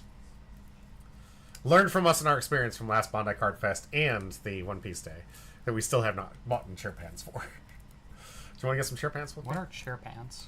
They're pants that turn into chairs. Ah. Yeah. Clever. Yep. Chair pants. 7K. Looks like Midnight's going to go into something here. Imagine board is kind of like where she has to go at this point. There's just too many threats for her not to start respecting some of this board state. Problem with that is that board state can be gotten Easily back replaced. very easily because of how much swarming this deck has. We have noticed that Divine hasn't gotten a lot of draws, so maybe running out of resources because he hasn't utilized he didn't utilize the Nami swing, didn't utilize the Uda for the I Nami think we surge. did not Nami swing because we had 7 Dawn and we wanted to play the Luffy out, Okay, so we couldn't afford to tap the Dawn. that's fair. But having the fact that they didn't, all right. So Block, counter. Block and 1 from Monkey D. Luffy here. But now Luffy's a little bit vulnerable, so we might be able to get ourselves a play. Uda's still a blocker, able to defend this too. Midnight says, sorry I'm slow, I'm playing, my brain doesn't do math well. It's okay. It's alright. Everyone has their own tempo. Then I saw this matchup, 3 days it was like for half... regional Captain Literal. Usually events are 2 days where it's day 1 is Swiss, day 2 is like maybe the end of Swiss and Top Cut. Because I've been to 1,000-person events, and those are usually you have to qualify for day 2. Usually. There's 3 probably days. other stuff too. I mean, if they're doing the tournament right, they're probably There'll running probably be some... side events, Yeah. but Yeah, there's still for gonna the be main stuff. event, 3 days for a regional seems like a lot. Could be a lot of players. Who knows? I'd love to see one of those 5,000 person tournaments. I know a lot of I mean, they sell out. They don't go to 5,000. They sell Yeah. out before that. They have a limited number of seats. yeah. Yeah, Little Pound Cake's right. Which event is this, Captain Literal? All right, we got a 9K swing coming in. Imagine this one's probably going into Brook. I would go Nami because that one has a searching threat. Yeah. The Brook is That's vanilla block. on board. Oh, okay, fair. Was able to respond to a little bit of the board state here, so good on Midnight here. We'll see what Divine wants to do, if he's going to continue slow play. He hasn't done enough to the life to warrant an I'm invincible finisher move yet. We'll see if he respects the board. If we, depending on how many cards Midnight has in hand, which seems Looks like quite 5. a few. Yeah. Depending on how life turns out, we could go 5, 5, 5, and then if we have like 3 I'm invincible, we could maybe take it. Absolutely. But that is very optimistic. So here's our first attack. See if Midnight wants to counter out of this in hand. Debating on it. Wants to make sure she has enough counter for the next couple swings here. But Sanji just going to get her draw card. Alright, so Divine definitely going board here. Respecting it. This one definitely life. Not strong enough to hit it into a dragon unless he just desperately wants to it. Alright, not willing to defend it. Got a 2K counter from Yusa. So maybe we are saving up for something like a... I think right now she's looking... Oh, that was a good card for dragon. I think Midnight's just looking for some good answers. Okay, Oh, Shanks to answer the Shanks. dragon. Yeah, that's what I thought it might be. Yeah. But we're not getting in the search off of the Nami this turn if we want to swing with it. No, we're just... Damn it. We're just leaving it up to... Yep. So we can't get swung into. Makes sense. Want to protect some of the board here. But man, Divine really putting up an aggressive board state here. We'll see if she can get that dragon to rush back and maybe get some answers back, but it's just not looking too well. Having to face down to Shanks, Nami, Captain two Brooks. Literal, a TCG player not reading. What a surprise. So Captain Literal says Las Vegas core TCG regionals, though I can double check if that's what you originally said on the website, but I haven't checked the event on the app yet, so it may have been a typo. I didn't question it as I haven't done this sort of event before. Okay. You live and you learn, baby. Ooh, 10 drop Shanks in hand here. So we might see a Shanks drop here from Midnight. Don't think it's going to be much of a comeback, but at least it's a beautiful, beautiful card. Get to have Shanks versus Shanks. Red versus green.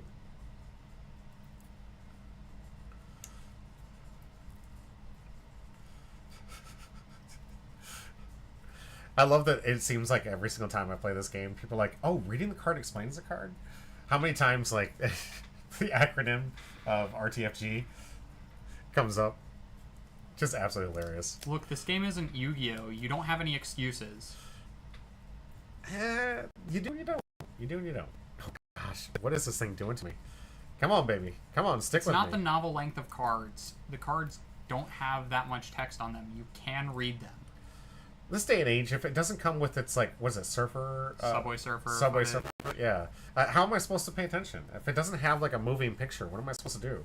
These 3D arts really should just be, like, moving pictures, so I can better interpret the, the text that's on these cards. Maybe you should just be a better person. Ouch. It's a 2-dayer. All right. Well, cool. look here. Guess who was right again, and guess who was wrong again. Oh, gosh.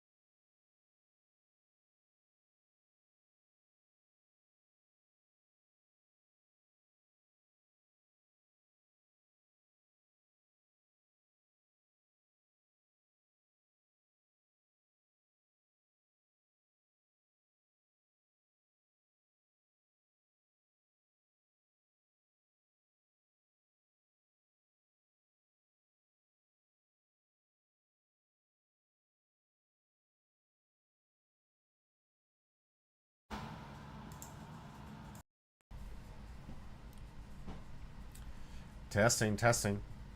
Testing. Can you hear us? Testing, testing. Can you hear us?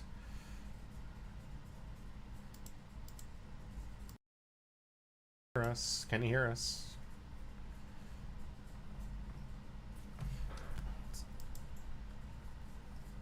Hearing something. It's trying. Testing, testing. Oh, they can hear us. Testing. Can you? I mean, we can hear us. That doesn't mean they can. Yeah. Working now. So it sounds like the original website had a typo then, which is fine. It means I have to spare days and set aside 3 days PTO. Oh, yeah. Thanks, Little Pound Cake. I can count on you to be an accurate, reliable source of information. Well done. Well done, Little Pound Cake. If you just used your brain, you wouldn't have to be using someone else as a reliable source of information. If you were just self-sufficient and actually had any sort of logic. What the heck? All right, let's get back in the game. We got 5 minutes left in here. Not looking good for Midnight here at 2 life. 2 to 4. Let's see what's going to happen here. 7 swing. Imagine you have to go board, but it doesn't feel good. You're just so far behind in this board state right now. We can't engineer a state for lethal here, so yes, Yeah. we do have to go board. It's a fundamental rule. Let's see if the dragon goes into the other brook.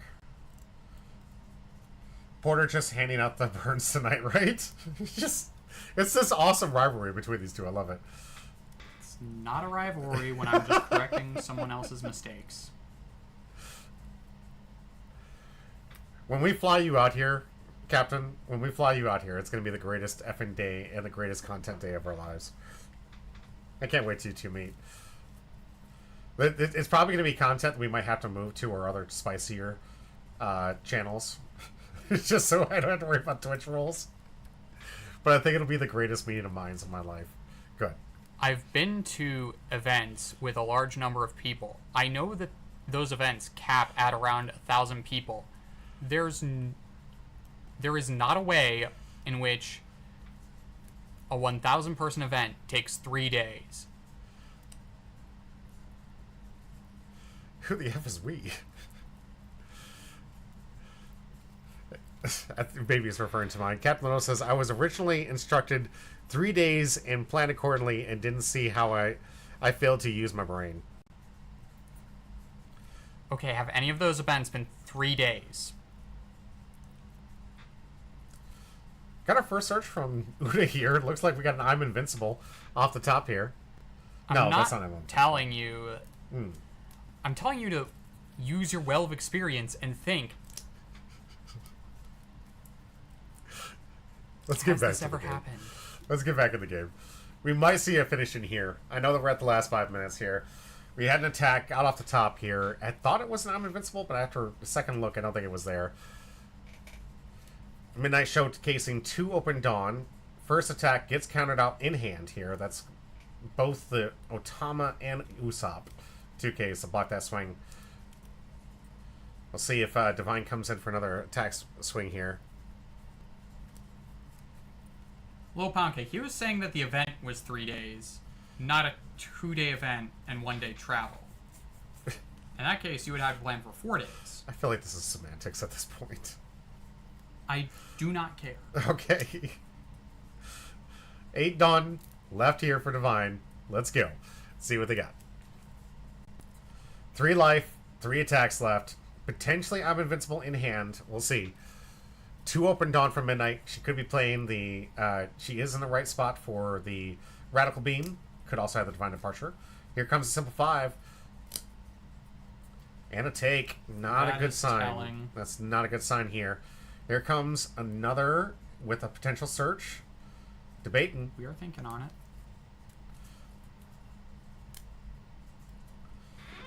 Yeah.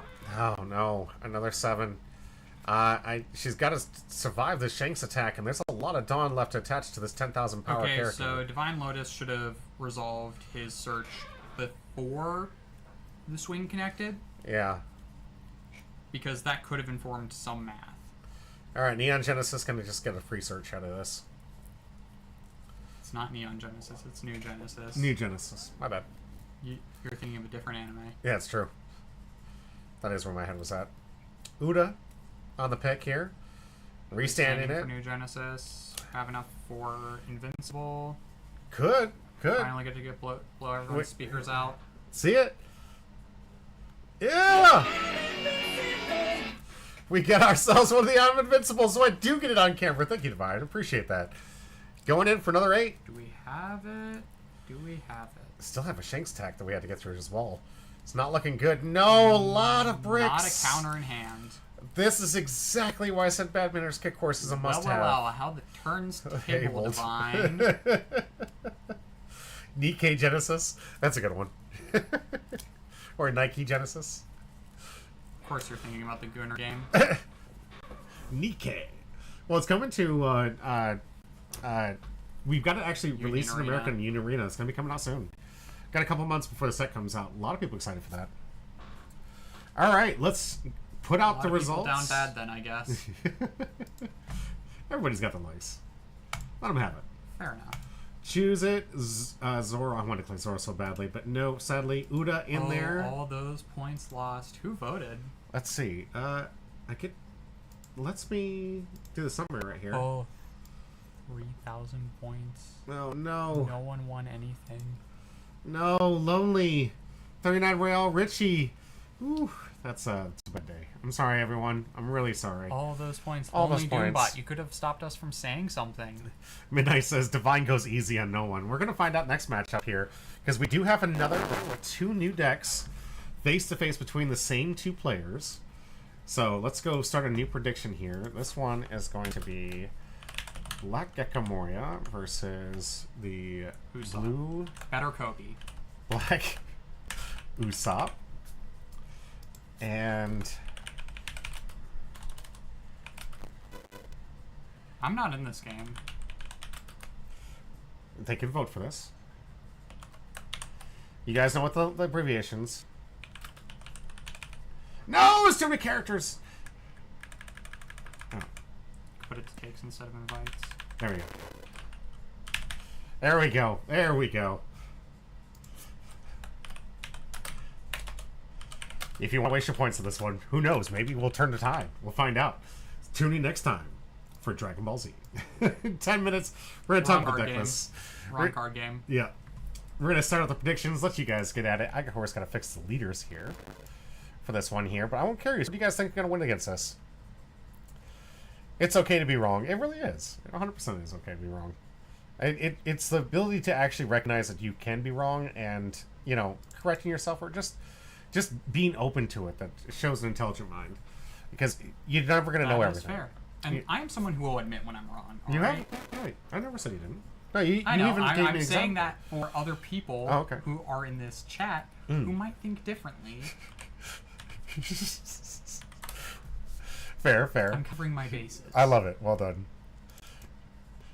In some things, maybe. I think in everything, you need to be able to recognize that you can be wrong. And I've got a title for this job where they call me the subject matter expert. And I laugh because I tell people, it's like, I don't like the title because it comes with this false sense of authority that says, oh, I must be the perfect about this thing. I have to look up everything every single time. I have to provide a source every single time. You can't trust memory. Memory is fickle.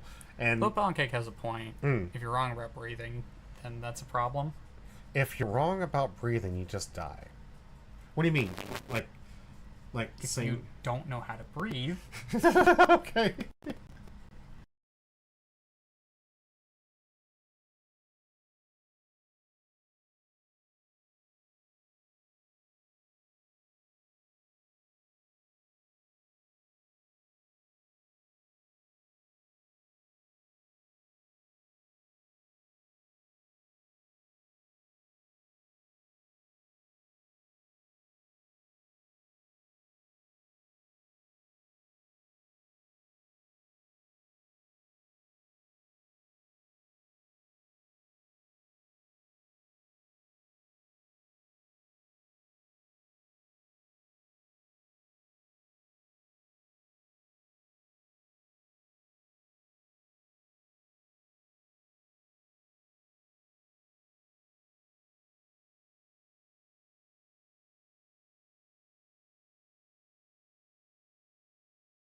Flickered it. I'll turn it on. We're gonna test it and let me know when Can we you get people hear us? Papa, can you hear me? Do we have some sound? It's gonna take forever. We're back! We're back! Alright, there we go. See? We're so back. Let me test. Okay. Alright guys, let's get to the next matchup here between Usopp and Gecko. Alright, good to hear. I'm glad everyone can hear now. Loud and clear, baby. Let's get our two next deck lists. Let's start off with Black. Captain, you can think Kopi is as good as you want to, but it doesn't change the fact that it is just a bad deck. If we can hear Porter facepalm, we can hear you. Okay. Well, I Dude, didn't facepalm, so... By the way, we're now over that match, so the point system. By the way, I thought it was per break. It's kind of per break, but here we just did the deck list, so we're trying to make it like per the match because I don't want to have this like this lingering nonsense, going back for too long here. All Might says, I mean, if drugs was ever the answer, this would literally be for anyone tripping. All Might, drugs are never the answer. They're a question, and the answer is yes. And what he means drugs, he means doctor officially prescribed drugs that you were allowed to take because those are the things necessary for your health and survival. LeBron says, I will not hear this slander from someone who bought a 7-cost Rebecca and didn't work in Usopp. What? You got? No, that was Captain. Oh, his captain did that? Apparently. Who thought 7-cost Rebecca? Oh, that's right. That comment back in that was a long time ago. Wait, that's a callback here. All right, you want to talk about this Gecko deck here? I feel like my abilities would be better spent on the other deck. Okay, fair enough. It actually makes more sense. You've been playing that one a lot longer. Yeah, I'd like to talk about the deck that I actually have played a bit. Fair. All right. So here we have Midnight's take on the Gecko Moria. By the way, those that don't know, Midnight's been on Gecko Moria since literally her inception of playing this card game. Back in the day when she could play the actual Gecko Moria in Gecko Moria, she was all about this. We've seen a lot of wins from her from this deck, and fortunately, due to the new ban list where we can't play our finger. No, it wasn't finger. It was Tempest Kick, right? No. Tempest is still legal. No, which was a finger pistol? Which one was the one that got banned with the event for Black? The last time they banned a Black event was back for Sakazuki. They banned Great Eruption, which was a hit to Gecko as well, but that was mainly a Sakazuki hit. And that was... No, the last ban had one. Ice Age. Ice Age, right. Yes, thank you. See, yep. I was wrong there. Okay. Yeah, no. That one slipped my mind. Yeah. My bad. So Ice Age and Gecko Moria definitely hit this deck a lot harder than what I think they predicted. Was one of the craziest cards in Black in general. That was a massive hit to every single Black deck. It's really what a lot of people stopped playing when in reality Lucci was still a very strong deck. There was a lot of people. Lucci is still a strong deck, yes. Yeah, I mean, you still have Tempest Kick, which basically, yes, it's not as strong because it's -3 cost instead of -5 cost. Mm-hmm. But Tempest Kick still is basically just as good replacement. Without Gecko, we're seeing people play 10-cost Kuzan, which we even see in this deck here. Absolutely. Richie, you're correct. Ice Age was very insane. much goated. Yeah, that card, honestly, I think probably deserved the ban. Mm-hmm. Now, this is one of the originals way back when from OP06. Dawn ×1 when attacking. You can tap 2 Dawn.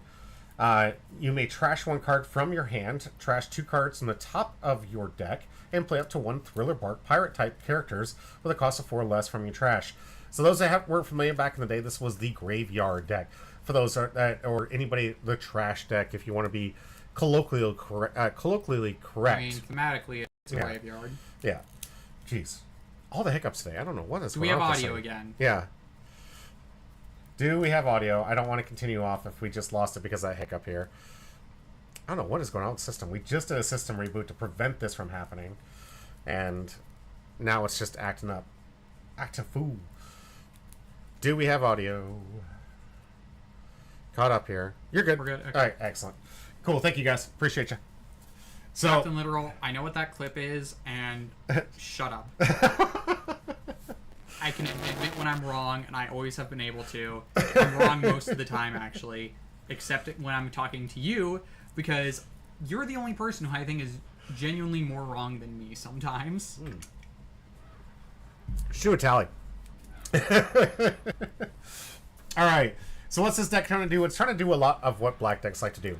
Reduce the cost, pop some creatures, and in the Gecko Moria fashion, bring some characters back. You got some awesome hits like Absalon here that has an on-play. You may return 2 cards from your trash to the bottom of your deck and KO up to one of your opponent's cost 2 or less. So, with the cost reduction and the ability to bring something back, you instantly have something like Absalon that can pop things. You also have cards like Dr. Hogback. You may return Dog to Hackback? Yeah. For some reason I'm like I see the doctor and then I was like doctor, yeah. You may return 2 cards from your trash to the bottom of your deck in any order. Add up to 1 Thriller Bark type card, other than Mr. Hogback here, from your trash to your hand. So you get some recursion, getting some extra defensive plays, maybe some of the 2K counters in here. You also get this awesome Perona here. On play, your opponent has 5 or more cards in their hand. Choose 1. You can have your opponent trash 1 card from their hand, or give up to one of your opponent's characters minus 3 cost of a turn. So it combos well with more cost reduction and cost removal. Not to mention, it's a 2K counter, so you can use it as counter and then bring it back with Gecko leader. Got literal saying Doug Hackback. What a classic card. Jimmy, how many energy drinks have you had? Only the 1 right now, but I'm thinking I should probably had 3. I'm a lot faster and smoother when I have enough caffeine running through my veins. Ah, yes. And the taurine, which is sourced from bull testicles. Yeah. Or was originally, now they synthesize it. Yeah, I think so. Oh man, I miss those days when we used to get that. He misses sucking on those bull testicles. Seriously, guys. Delicious. Alright, going back to the deck here. There is one card I really like about this one. This Smoker I was looking at even in Kobe. It's not playable. But I really love this card, and I think that's some amazing stuff. Don, ×1. If you have a character, if your opponent has a character that costs 0, this character gains double attack. So basically 8k double attack. Super good. And this character can't be KO'd by effects. Super great Smoker deck. Really designed well for the Smoker deck. But it's a very powerful black card. Get into the chat. All Might says, I'm going to need you to have at least 5. Yeah, right? Mountain Oysters. Oh, yeah, absolutely. Captain Literal says, I'm clipping that. You made it too easy. Let's go, Gecko. Not clipping that. Fair enough, fair enough. All right, give us your take on the black-blue Usopp. Okay, so this is not my deck. This is Divine Lotus's deck, but Yep. we have some very... It is Usopp. Very fun deck. So, first off, static effect. All your Dressrosa characters of cost 2 or more gain +1 cost. Very relevant, especially for some certain cards Yeah. that need a cost on board, even though we don't play a cost natively. And then opponent's turn once per turn. If this effect is activated, if your Dressrosa character is removed from the field by your opponent's effect, or is KO'd, meaning by battle, which is something Kobe doesn't have. If you have 5 or less cards in hand, draw a card. So basically, all your cards replace cards, which is really nice with things like these chump blockers that you play out, block an attack, and cycle a card. Very strong.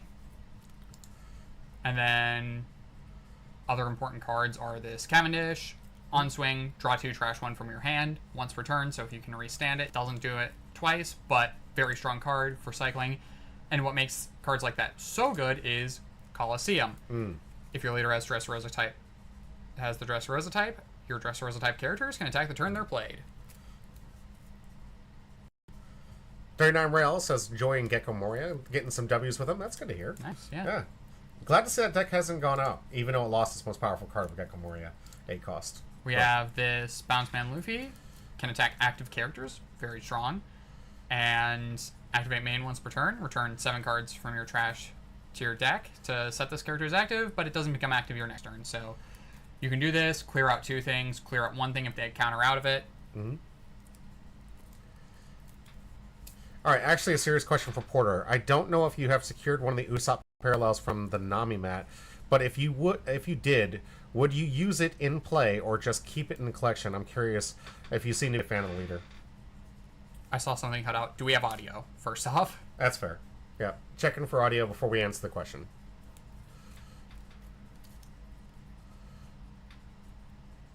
Hello? Do we have audio? I know we're not playing Lim, but do we have audio? It's true. Yes, okay. Okay. So, I was not able to get one. I didn't know it came with the Usopp leader at first. I thought it was just the Nami playmat, which wasn't really interested in. But I would absolutely use it. It is like the iconic God Usopp moment, and I am even thinking of like when that actually starts shipping, I might try to get one on the secondary market. Put in a hard case or do both. Yeah. Yeah. Yeah.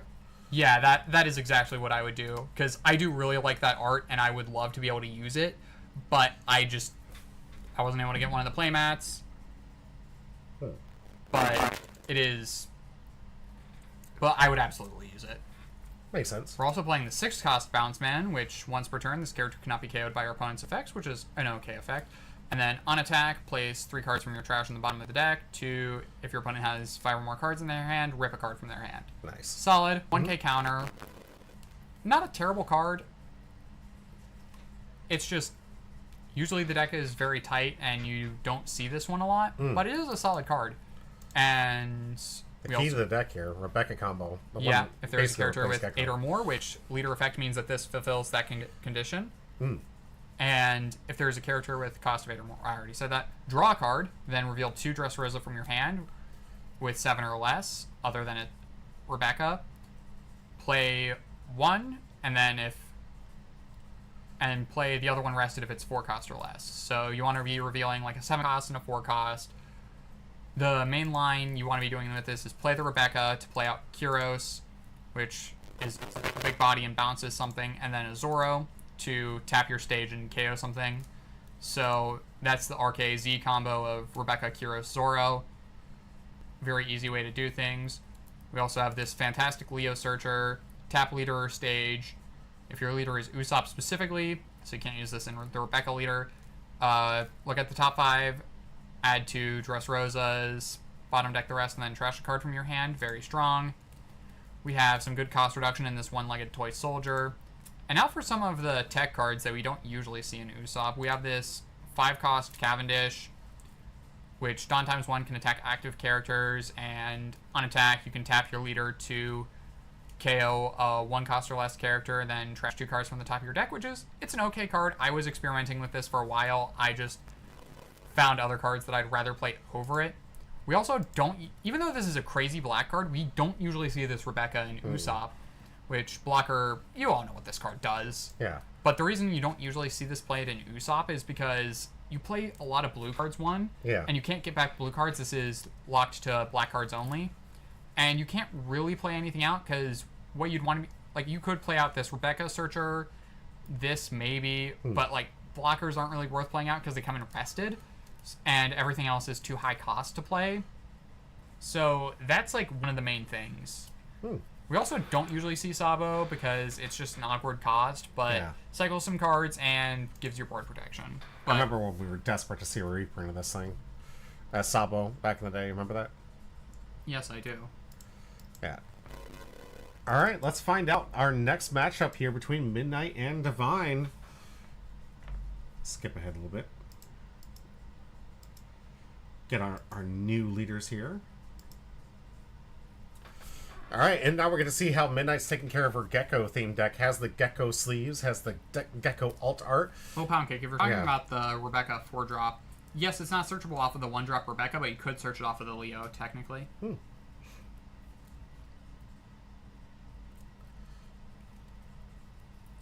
I gotta go blow my nose real quick. I'll be right back. I want to talk through it. Okay. Give me 1 second. Sorry. So, that's the thing, Captain Literal. Kobe is bad. So, looks like we're just... Yes, absolutely.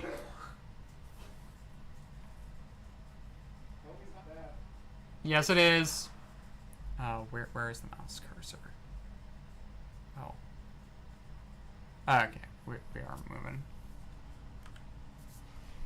Just skip through. Okay, we have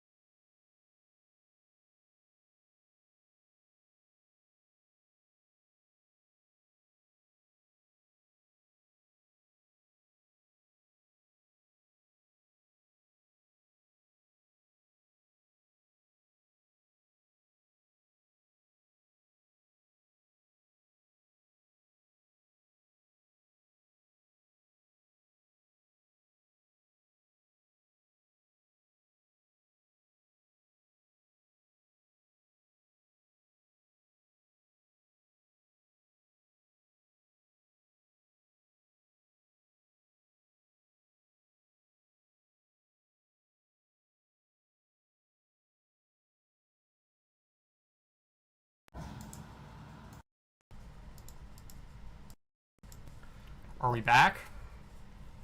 Should be good to go.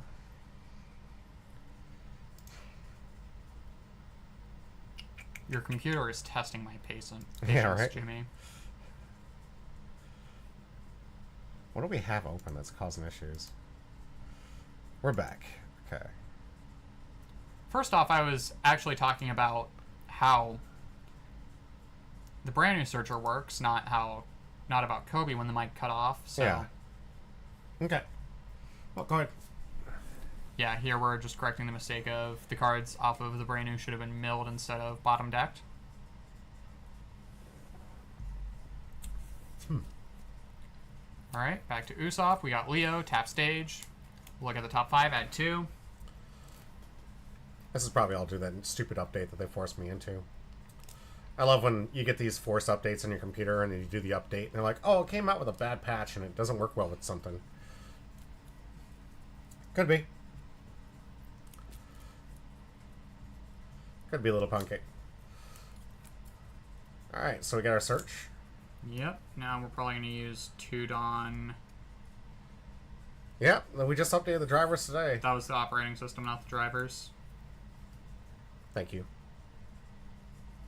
But I don't know what drivers would be causing this. Yeah. Maybe the audio interface drivers, but I'm not sure.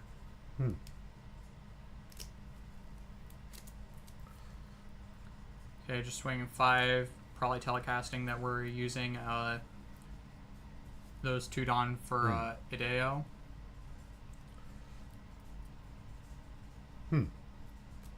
Yep, here we go. Chump blocker out. So now we blank an attack.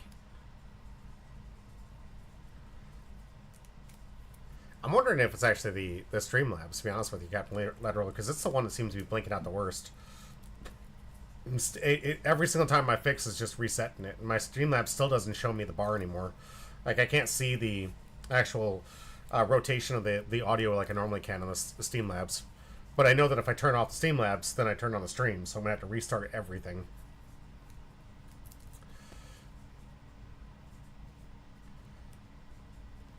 A lot, yeah. My brother's been dealing with the same issue. I can't tell you how much that some of those things just really annoy me.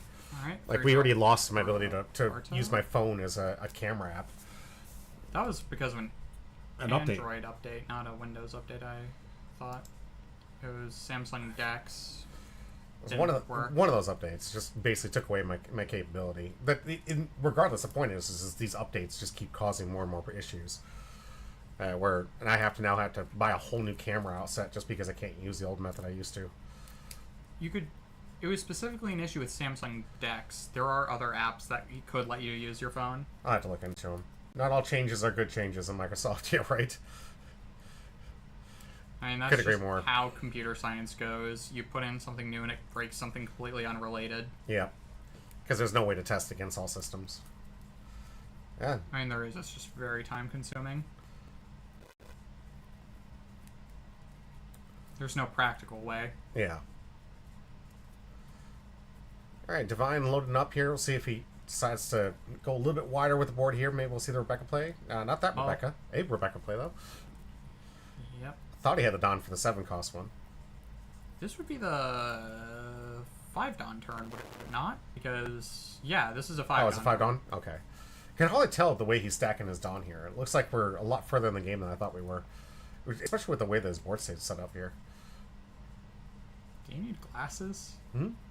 'Cause I You don't can know. see perfectly, face down, how many cards it is. Look at... No, I need you to look at this angle. And then tell me that you can tell how many cards... Like, this angle. And then tell me how many Okay, cards it fair is. enough. Okay, yep. Zoro kill the Barto. I think we milled for the Zoro. Yeah. Looks like we got lead attack. Yep. 5 to face. And get a counter. Fire. Not a whole lot of great attackers left, though, so it's going to be a pass back to Midnight. Yeah. I mean, this is just how it goes. Usually early, Yeah. it's just a bunch of searchers and blockers. Midnight got a fan out there, 39 round, wants those points back. Let's go. Come on, Gecko for the win. You never really did tell me which one you thought favored of this one. Out of the two. I would say probably Usopp, just because it's a lot newer. Gecko runs a lot of removal. Usopp has ways to recoup from removal. It's going to be on Divine to make sure that he's getting those hands right, too. I don't know how much practice Divine has with this Scott Usopp deck. I think he's played it quite a bit. So, has he? Okay. Yeah. Because if I'm not mistaken, this was his main deck he wanted to play from 10. And Usopp is one of his favorite characters, too, if I remember correctly. Oh, yeah. Absolutely is. Top 3 male characters. He'll go on and on about Nami being his absolute favorite female. Hands down. Here comes 7. Maybe 8. Debating on it. Here comes 7. Why'd we swing 8 here? It's her choice. Here comes 7. Asking for 2 or a block. Depending on hand size, that is an easy block. Yeah, if he has 4, just block and draw a card. Perona, milling 2. Probably going to bring back a Perona. Nice. Let's go.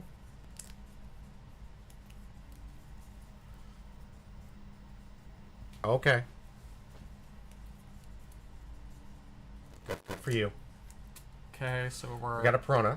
probably going to pitch a card from hand here, because this is... Last turn was 5 Dawn. This is going to be a 6 Dawn turn. And got the block and the draw. 4, so we should have 2 Dawn active. Yep. So, no need to worry about removal. Captain says I have a pack of sleeves with that Perona art. Oh, nice. I don't know if she has the time to... Yeah, she went heavy on the Gecko side for this one. So I don't know if she'd do either one, but I do love the art for that. Okay. Just a simple 1k out of the brand new swing. And back to Divine. Alright, so here is the turn where we might play Rebecca if we have one. We're tapping 7. Okay. Hey, Rebecca play. There we go. And the alt art too. Draw, now we're going to get 2. Here comes Kyrios. Had the hand perfectly set up. Technically, we are supposed to reveal both cards at once. However, that is... He could be happening. We can't really see. We're going to see what gets removed. Leo. Okay. Hmm? Actually... Yes, we did replace the... We trashed Leo for a second. I thought we were bouncing the Leo back to hand. Oh, no. That went to the trash. Okay. Yep. Swinging 4 with brand new. We can do that because of stage. Yep. Can't attack characters. So brand new no longer. Oh, man. No board state here. Oh, you love those sleeves? All right. Well, maybe we'll work on something for that. I do owe you some huge favors for all the work you've been doing for me. You're seriously paying your artist in exposure? Not even... I don't think I'd ever try to do an artist as an exposure. That stuff is so... That's cringe, if you want to talk about cringe. I mean, what am I getting paid in, then? Oh, attaboys and admiration. It's a very beneficial and, fruitful payment system here. Alright, 8 Dawn. Not as good as it used to be. These sleeves are about $13 at least in my store when I bought them. All right. We'll see if they can still find some on the market. A lot of these sleeves, you really need to have the double sleeve and the over sleeve because they're just not... Yeah, the Bandai sleeves... Made with the greatest quality. Yeah, it's kind of the same when I was playing Yu-Gi-Oh! A lot of the official Konami sleeves were not good for actual main deck things. I think you need to give Porter a raise with all that grief I give. Yeah. He's going to get me for damages eventually, guaranteed. Yeah, no, the Captain Literal Hazard pay would be appreciated. It's going to be in his contract when we start making some real money. I can't wait. It's like Captain Literal Hazard pay. What's this hazard duty pay of to 500%? What the heck? Emotional damages? Emotional damage. Something's got to cover my therapy, though. Right? Compensation pay. I like it. It's like a cost of living pay, but it's that. Alex Dawn hat bonus? Oh, I know. Dude, that was a day. That was an adventure. He's gone now. Yeah. We never have to hear from that person ever again. We did get a blink. If we ever cut out, just please immediately tell us if you can't hear us. Tell if we cut out. Yeah, if we stop talking, because Oh, cut out the audio. Okay. Yeah, absolutely. Oh, shit, man, good to see you. Gonna get some kind of board presence here, which is absolutely desperately needed, but Midnight not in a great position with this board state from Divine. Right. It's really showcasing a lot of these new decks have such great power, like the Power Creep we're talking about, right? Like, Yeah. it's just such a huge difference in what these decks used to do, which is what they can do now. I mean, these leaders came out basically a year apart, so Yep. that's an entire year's worth of power creep in a game that has a lot of power creep. It's kind of egregious, in my opinion. Mm-hmm. I think that they need to slow down on, like, the insane amount of power creep we get these days. I hope they don't get just in that, because I'd really like to see some of these older leaders get some extra support. Because it looked like before they were giving out some, like, onesie-twosie hits for older leaders to try to give them a little bit more power to help them out with the way the meta was evolving. And now I feel like it's so heavily put on the new leaders that are coming out that it's just, you either play the new stuff we do or... get that, but not for, like, the old leaders. Yeah. Because we're seeing, like, little bits of, like, green yellow law support getting trickled out. We do see, like, there's Shanks support that's been trickled out these past couple sets. Like, there is support for older strategies. It's just not as prevalent as maybe it should be. Yeah. Alright, we'll see if Divine wants to do with this 5 Dawn here. Already has a very, very healthy board state right here. Captain Little says, I do agree with Porter on that. It seems that they are trying to sell new sets based on, look how much stronger this set is, rather than look at this interesting new mechanic. Yeah. I do wish they would print more gimmick leaders. Fair. Absolutely. Especially, like, trying to look into Kobe and getting some of that support. I'm really desperate to see it get. And it's not looking healthy right now. Not in the next set, at least. That deck's never going to support. It's going to fall into the... Mm-hmm. I mean, we got GARP support in OP11. No, none of that support isn't for GARP. That's all... Like, none of that does anything in GARP. What do you think it was trying to support? Because, I mean, it literally calls out GARP specifically for some of the cards. In EBO2, we got the 5-cost GARP, which is okay in GARP. But in 11, that was all just incidental because it's red Navy for Kobe. Although, personally, I don't even like playing Navy in GARP because it just feels like a worse smoker. If you're talking about that 8-cost GARP, that card is terrible in anything that isn't exactly ST14 Luffy. Alright. Rono Zoro going to get a life hit here from the swing. Dang. Dark themed Black Navy stuff doesn't even synergize with Kobe. It doesn't. It really doesn't. It doesn't synergize with anything. It's pack filler. I was thinking the same thing, Captain. I thought that there was going to be some great GARP support, but when I talked to Porter about it, he said, no, this is not playable in it. So why even have it if it doesn't support GARP or Smoker? Because it's pack filler. Alright, Kyrios coming in for a big swing. We'll see if Midnight's going to be able to counter out of this one. Unfortunately not. Does not have the counter in hand. That graveyard's looking super healthy, though. Maybe we can get some kind of board state going now. Try to get some removal pieces. What's the biggest threat you think that Divine's represented with right now? Kyrios? Or the Cavendish? I mean, personally, Kairos is a bit more of a threat, but I think that it's just the board is a threat. I think that it's the fact that there are at least 3 threats on board. Yeah, and also we do know that he does have the King Gong Gun, so like that could actually be making the Rebecca into a massive swinger as well. Yeah, I've seen you do that before with the 3 cost, right? It's called King Gong Gun. King Gong Gun, yeah. You turn Rebecca into this 10k powerhouse and just randomly. Yeah, you can also use it on searches, just make them 8k. Yeah. It's why that, although this build is only playing 1 because it seems to be an older build, in more recent builds, although I've seen some builds in EBO2 not play any King Kong Gun, but I don't think that's really great.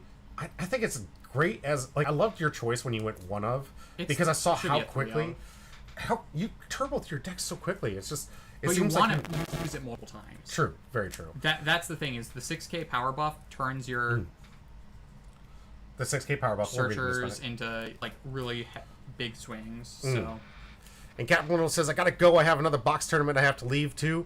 I started doing box tournaments instead of normal locals every week to ramp up the difficulty and prep for regionals. Good call. Good call. You gotta sharpen the knife, Captain. You gotta sharpen the knife. Good luck out there. Let us know. Post, of course, when you can, the results of the tournament. Looking forward to it and hoping you come back with some big W's, brother. Thank you for being here. Malucci KO'd the blocker.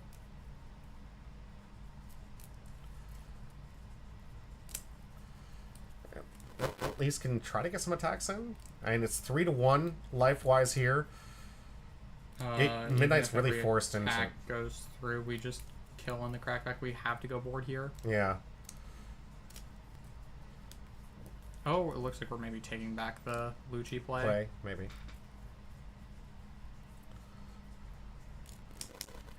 All right. We'll see which route we're going to go with here. We do have some combo pieces to start reducing some costs and potentially popping some things if possible. Noticeably, haven't seen a Brook yet, which is not... Oh, there it is in the, yeah, the grade right there. Maybe a Rebecca can get it back, but... Rebecca's about the only thing that gets Brook back here. Need some kind of constant removal cards here. We do have an Absalon, if we can combo with it. Okay, we're Helmeppoing. Maybe now we drop the Lucci. There we go. Finally able to get some of that Black Synergy to pop one of these blockers and get some of the threats off the board. I don't know. It would have to be... Oh, we couldn't kill the Ideo because of Usopp's +1 cost. What's Helmeppo's reduction to? 3. 3. Okay, so now we have enough for 0. Yeah. Well, that's about the only thing we can kill. Is whatever we reduced. I can't remember if it's if we did the Zoro or the Hideo. Those are the only 2 things we can kill. But it's only one or the other, which is rough. Looks like we're going for the blocker. Good call. You gotta get through it. There's only 2 attacks that can potentially be made. Yeah, we need to swing to board, and Zoro is a threat on board that would honestly be higher priority than the blocker. Okay. Because now what? We used 6 Dawn, we have... Well, could we... Because with Usopp giving up 5, right? Minus 3, it's 2. Lucci can kill a 2 and a 1. Okay. A 2 and a 1. Got it. Yeah, I was curious if the math was actually going to be able to add up properly. Yeah, I already did the math. That's why I said the only 2 things that you could kill would be the Zoro or the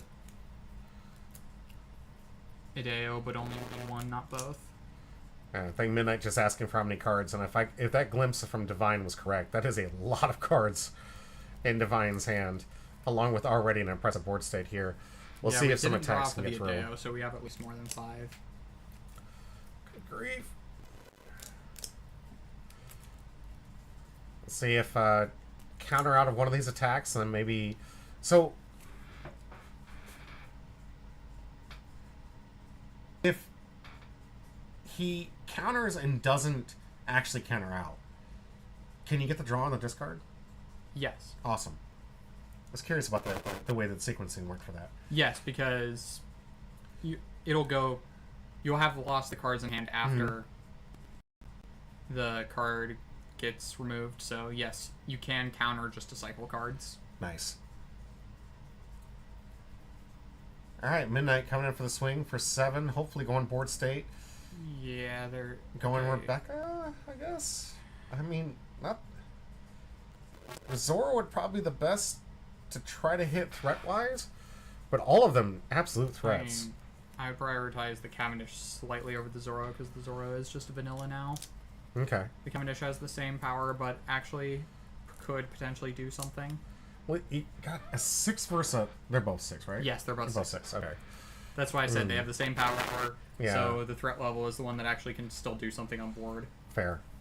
So I think Midnight was actually just weighing that same option and decided, yep, we're going to go with the Cavendish here. But only 7N means easy 2K. And with more than 5 cards in hand, because we didn't see the draw, should at least see 1. But we're going to activate leader ability. Yep. Here we can probably get a Perona. And seeing that Rebecca in the yard is... Yeah, Perona's the thing that's going to actually be impactful on the board here. because we can rip a card out of hand. Nothing else actually had an immediate impact. I mean, maybe we should have hog back. We did mill a hog back. Maybe we should have gone for a hog back to get a counter to hand, just to maybe try and survive. Because I'm not sure if we can live here. It's an impressive board state to return to. Yeah, now So- because on the crackback we will have 4 easy swings. Yeah. And 1 life, no blockers. I'm One reading it life, no right. blockers, yes. Yeah. Jeez. All we have left here from Midnight is 1 attack from Absalom. No Dawn to allocate, so both 6Ks are safe. An attack on leader would just be a beneficial Okay, yeah, card we're from just life. 2K'ing out of whatever this Leader, one in the this is leader. Cavendish. Yeah, this is leader. No, we don't swing leader here. We swing Rebecca. I'm sorry, this is the leader effect. The leader attack, sorry. Yes, Beg it's still your the pardon. leader attack. Yeah. That's what I was referring to. Okay. But Absalom 5K, I don't know if... We swing Rebecca here just to get the body off of the board. Okay. Yes. Give him one less option. Nope, still gonna counter out of it, which 1K? means... No. Oh, was that life? It might have been life. Yeah. Personally, I would have swung to the Rebecca, because that's an immediate swing. Because we do need to invest a Dawn into it, but here we're already just investing Dawn into board and trying to kill. Alright, here comes Kyrios. We're gonna see if it goes board or... No, you don't go board here. Well, see, Divine them could be playing with his food. I agree with you, but he could be playing with his food. No, he's not. Going straight for lethal here.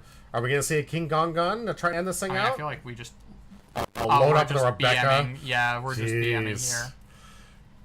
Alright, 14k swing. Let's see if Midnight can get out of it. Not looking good. 2-1, no. If that's the entire hand, then there's no mathematical way. Divine get a 2-0 on this one for today. I'm super sorry to everybody who voted for this, but thank you for rooting her on. Let's find out. Let's see who and the predictions. No! So many more points lost. I am so sorry. What was the summary on this one here? 39 Royal. Oh man, that's so many points lost. Guys, save them. We got some awesome emotes coming up soon. But congratulations to Divine for that one. Alright guys, that's going to do it for our fun matches. Up next, we have the actual championship series part. Was it week 7, part 1 for this one? We have 3 rounds competitive play. Got some great decks. We got some surprise decks coming your way. We got some more content coming your way. But stay tuned. Don't forget to hit the exclamation point join. We are going to have some free packs at the end of the stream, guys. I can't wait to see if we finally get a hit. We'll see. Midnight, it's okay. It's okay. I really appreciate you taking the time to give us some content. You were just playing the game. It's not your fault that people betted and lost. Yeah. They were rooting for you, though, and that's probably the most important part right there. They really wanted to see you win. I wanted to see you win. I was kind of hoping to see it, too. Divine just was not going to let that happen. All right, everyone. We're going to take a quick break, and we'll be right back.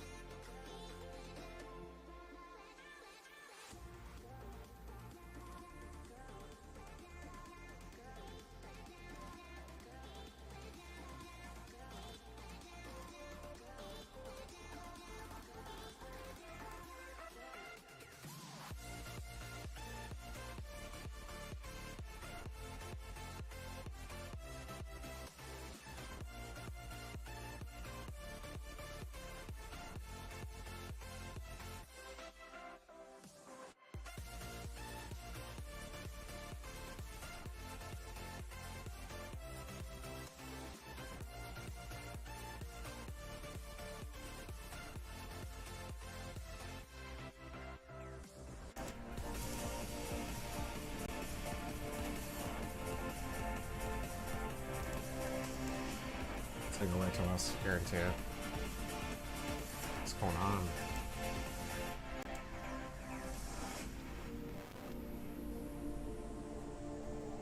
Yeah, it's right on us right now.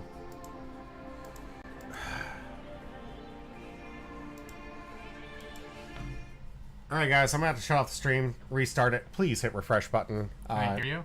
I don't know. I hope they can, because it's showing us right now. I can't get this thing to load even.